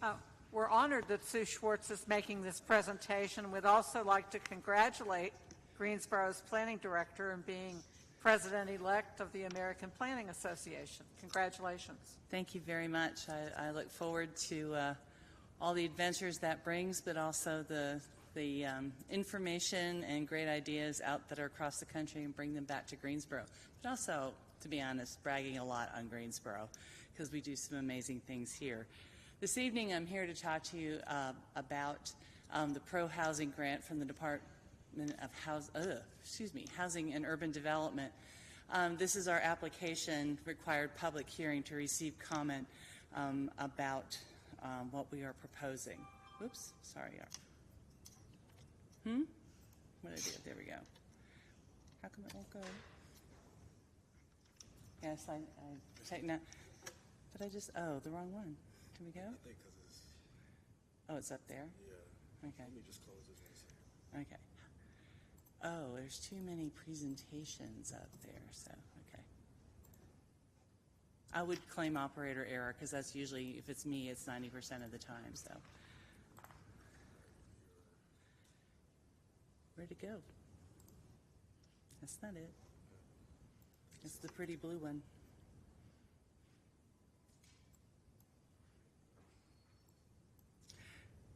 Well, let me talk about, we're figuring out where the PowerPoint is. Let me tell you about the Pro Home Grant. So this is a pretty interesting, there we go, Pro Housing Grant.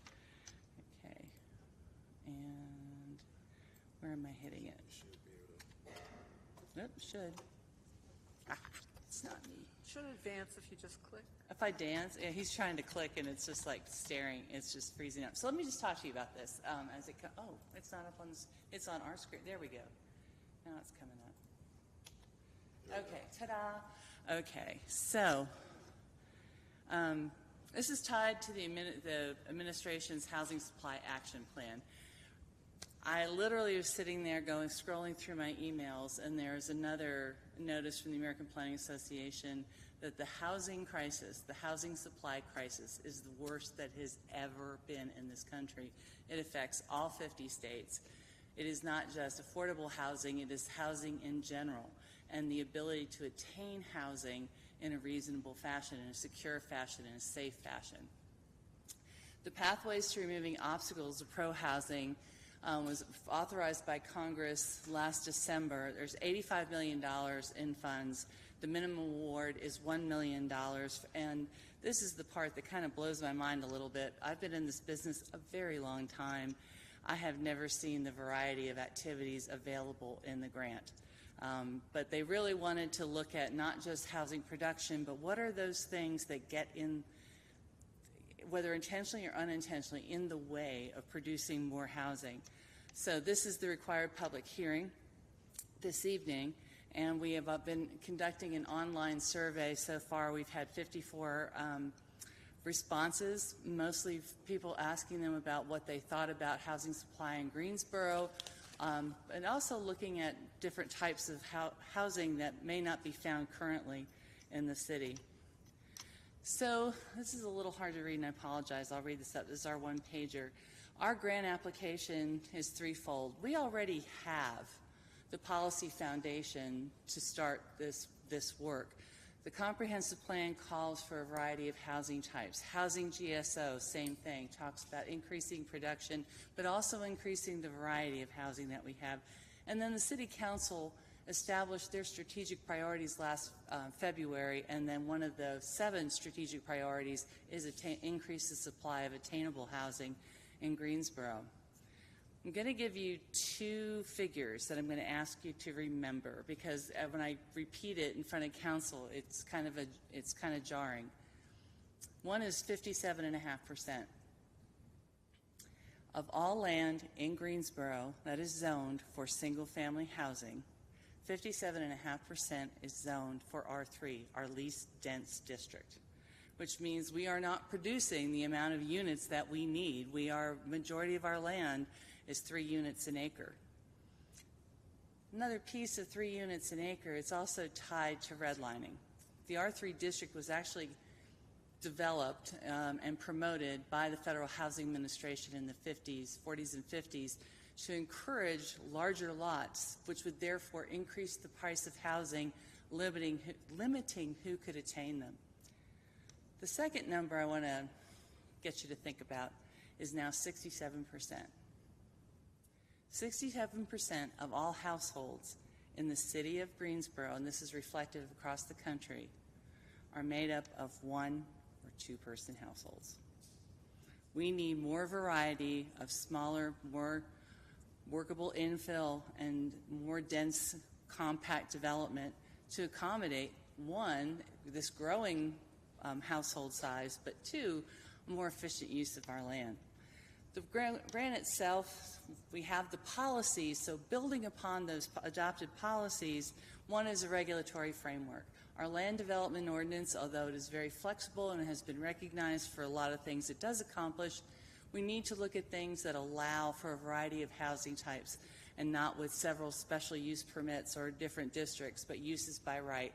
So we're looking in the regulatory framework of what are those things that we need to adjust in the land development ordinance and other city development policies that help encourage duplexes, triplexes, and quads across the city, and not just as special exceptions, but as uses by right, and encourage their development. That's going to take a little bit. Ordinance work is expensive, and it takes some time. But building upon that, we know that a second issue we need to tackle is education and outreach. You see it every month, especially when there's a multifamily rezoning, and hearing the concerns of the surrounding neighborhoods. Those concerns are legitimate, but how do we have a reasonable conversation about changing density and encouraging a gentle density increases our communities? So there's one level of education and outreach. But secondly, after talking with several home builders, we need to start increasing the supply of builders who are more accustomed to building those different housing types of duplexes, triplexes, and quads. It's not just adding 3 bathrooms and 3 kitchens and dividing a large structure up. And talking with them about how do we, because these types are not found very common around here, we need to encourage the builder supply to have the skill sets to meet that demand as it starts coming up. And lastly, this is Greensboro, so we went regulation, education, and now demonstration. This is Greensboro. We believe it when we see it.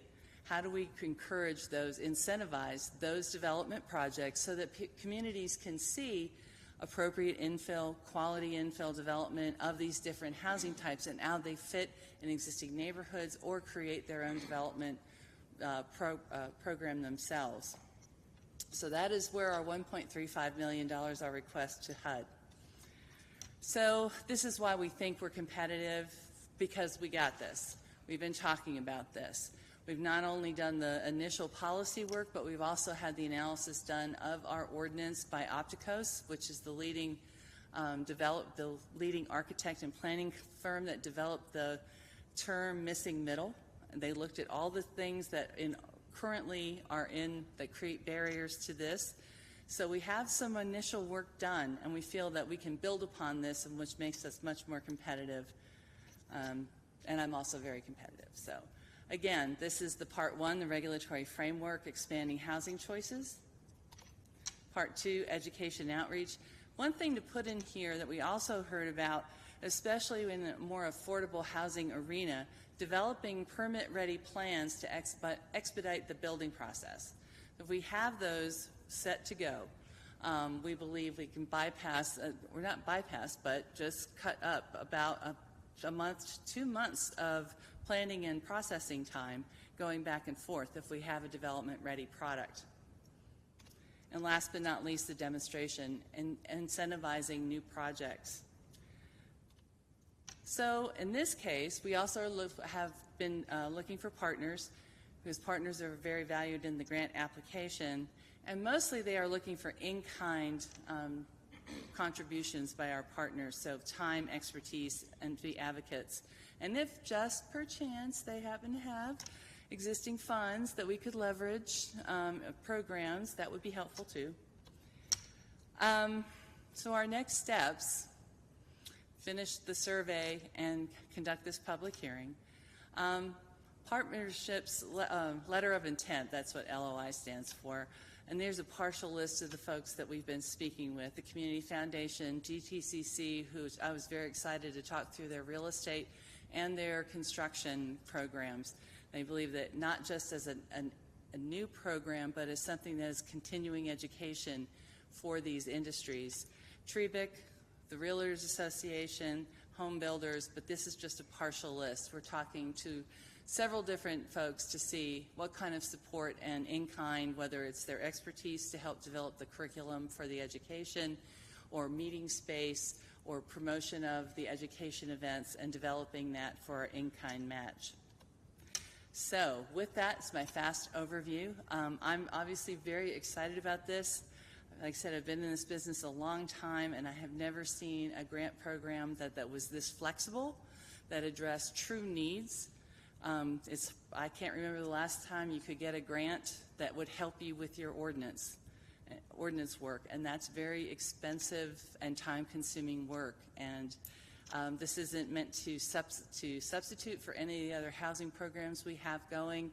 And with the City of Greensboro, it's meant to support and enhance what our Department of Housing and Neighborhood Development work tirelessly out day in and day out.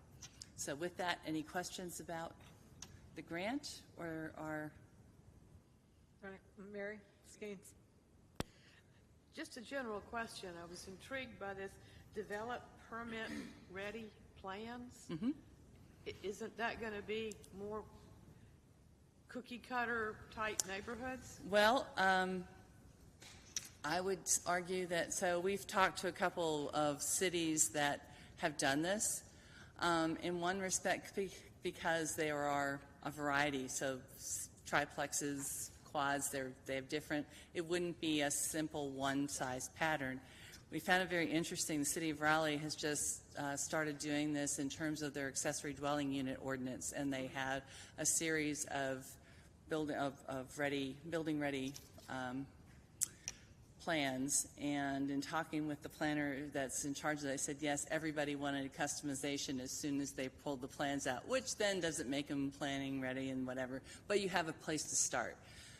Our hope is that especially that we will have a rich variety that will help people, but it's not required.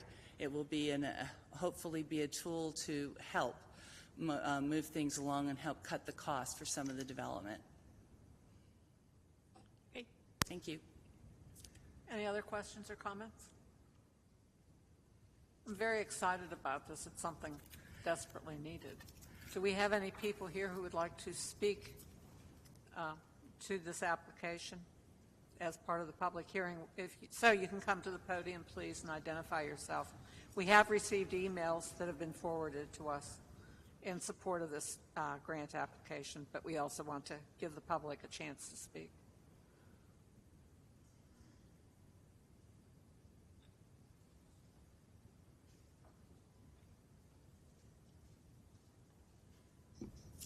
Good evening. I'm Reverend Beth McKee Huger. I live at 6017 Bush Road in Brown Summit, just a little bit outside of the city limits.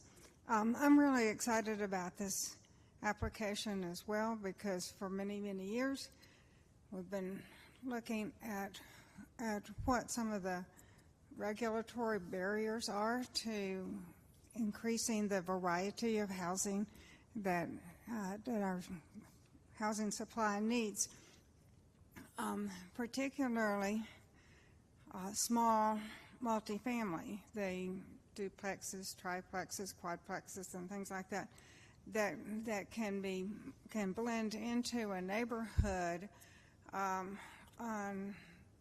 a fairly small piece of land. Doesn't need the big piece of land that a large multifamily development would need. We need to, for all the reasons that Sue was just talking about, we need there to be a large supply of housing that's of a different size and design than we have now, with the larger lots and the single family that's not affordable to a lot of residents, and maybe not appropriate for them if somebody needs only a small place to maintain instead of having to take care of a very large space. I'm working with a lot of faith communities to see how they may choose to repurpose some of their property that they're not using. Maybe they got a big piece of land 50 years ago, 100 years ago, and don't need as much space now. And they really want to do something good for our community with it, but it's probably not big enough to build a big affordable housing development. Sometimes it might be.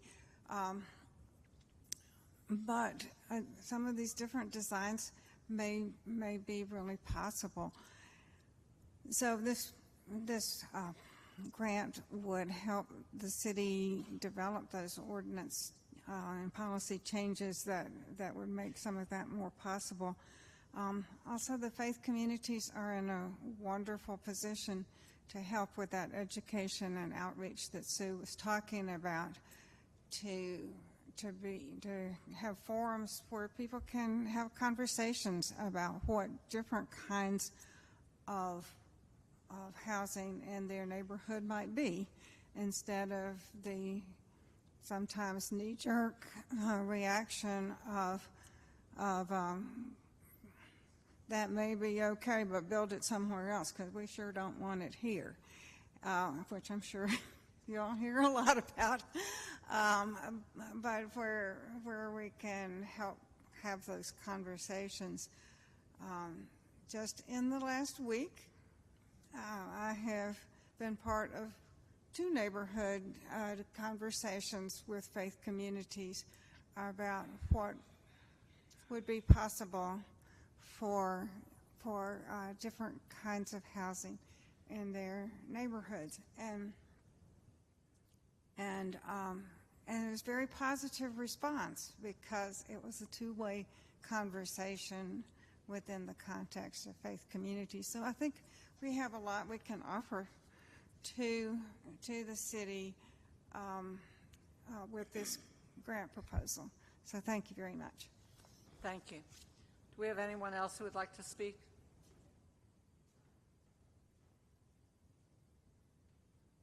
Do we have anybody online?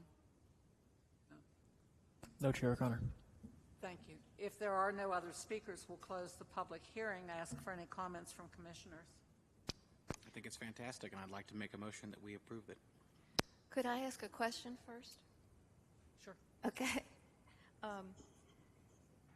I would be very interested, Sue, in understanding, or I'm sure you have a lot of data that you've gathered already to determine that we don't have affordable housing in Greensboro, and there's a huge need. I would love to see by age group, by demographics, that way, the boomerangs, or, what are they looking for? I know when I started my career, I didn't have money to buy a home, so I needed a rental. So I'm just curious to understand what our need is. Seniors, is that where, what percentage? Because this was very interesting. Your 67% is 1 or 2 persons. Very interesting. And I will be glad to get you a lot of that report. Analysis work was done for the Housing GSO plan and study, and I think there's been some updates with Dana in our department. But we'll be glad to get that for you because it is fascinating. It's not at one homogeneous group. It is seniors. I am a baby boomer, and I read the headline in the New York Times Sunday that said we're the problem. I said boomers responsible for affordable housing crisis, and like one more thing that we are. But it was in talking about we're not moving to retirement homes or senior communities. We like to stay in our housing, but that means is that stock isn't flipping. So there's a lot. There's no one answer. There's a lot of pieces and parts to this, and our hope is this gives us some tools to help break apart some of those issues so that we can increase supply in appropriate places and with appropriate designs. And so Exactly. I said I'm obviously very excited about this, so I'll bring it down. It sounds fantastic. And the permit-ready building plans, I think once you understand who the people are that need this particular kind of housing, then you can determine what those building plans would be like, duplex, whatever it might be. Again, we're really excited. We've gotten a good response from the architects on their association and what kind of pro bono help they can help or to help us navigate that and bring it together. There is a really great book called Golden Gates, I believe, about the housing crisis in particular, and this was commended to me by a professor at Guilford College, and it does speak to what you're talking about, which is supply meeting demand, and in the idea of having that flexibility and that ability to build more, you will solve a lot of things. It's I think something that maybe we should buy for some folks up in Summerfield. But anyway, it's the only thing I'm going to say about that. But increasing supply does increase affordability because there's a price at which people will pay rent or buy a home, and that's basically, when you think about that industry, it's all done based off comparables and what the market will bear from a rental perspective. So Exactly. That's how you make more affordable housing, is to increase supply. Exactly. So, and again, I'll vote to recommend, however we want to do it, this particular proposal. Ms. Skeens had her finger up. I've got one more quick question, and this is from the administration side. You've got these charges that are being out there. I'm assuming that the city is going to be administering. You're not going to be delving this out to faith groups or whatever. The intent, so for example, the ordinance, it's a universal, it's a change to the ordinance to give that flexibility across the appropriate zoning districts. So that's one, that's regulatory. Two, the education, again, we've got to deal with different professional groups to bring them up to speed on what all the challenges are with these different housing types. The coming up with the demonstration projects, that may be where we look at what can be built, because part of it in my experience in my 36 years here at the City of Greensboro, once people see it, it becomes a little more acceptable. But what could that be? And we fear the monstrously large or other thing that may come next to our property. So we haven't figured out exactly how that would work, what kind of incentives, and we don't have to have it figured out for the grant. We can say this is our intent, that after we get to these first two stages, we'll get there. But I imagine we've discussed a cross-section between affordable and market rate housing, because you don't want to cast this as either or. You want to cast it as this is an option for everyone. So I'm sorry, Mr. Dowling, did you have a question? Okay. I didn't want to cut anybody off. I'm sorry. Oh, that's good. Do we have a second to Zach's motion? I'll second that. All Ms. those- Maggot. Yes, thank you. All in favor and support of the motion, please signify by saying aye. Aye. Anyone opposed? Thank you so much. And that concludes our public hearings for the evening. Do we have anything from the planning department? We don't have any additional items. I will note we have a fairly long agenda for November, so I'm just giving you a heads up now. Thank you. Anything from commissioners? Yes? I have something. And I'm loath to add a second to our meetings, but since we're now all required to be here for our votes to count and to be legit, I don't understand why we still allow people to log in remotely and voice opposition. It seems to me like we've done away with all of that, and if you want to oppose it, you should have to be here. And I want to know if that's coming from the city, or is it something we can shut down? Because I think you should have to be present like you used to have to be, and we've now gone into this modern time, and it shouldn't just purely be out of convenience. Isn't there some legislation in Raleigh right now about public meetings? If I may, yeah. So there is actually an update that's a little more local in nature. So we had previously, stated that we were certainly trying to establish a quorum, et cetera, of in-person. There has been a recent amendment to our Code of Ordinances here in the city, which is now allowing remote participation to stand on equal footing. I wanted to give us a chance to get the full commission back before I spoke to that holistically, but we are in a place where remote participation is going to work for purposes of establishing quorum, for purposes of voting. That will be.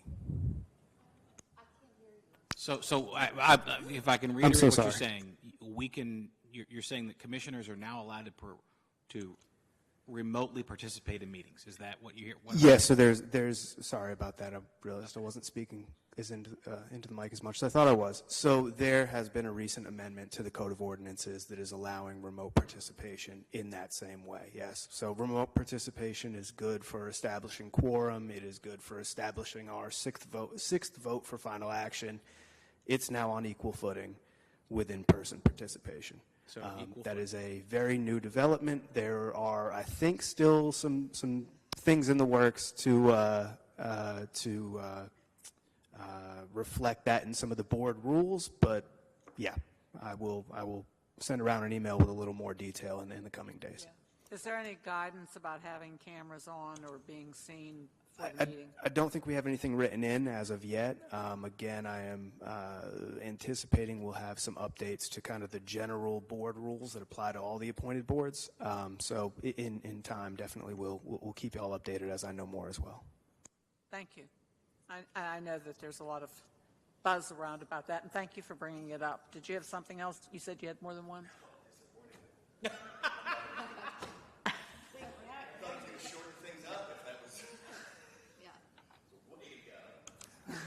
I know. I hate to be the bearer of bad news. Thank you. Anything else from the commissioners? No.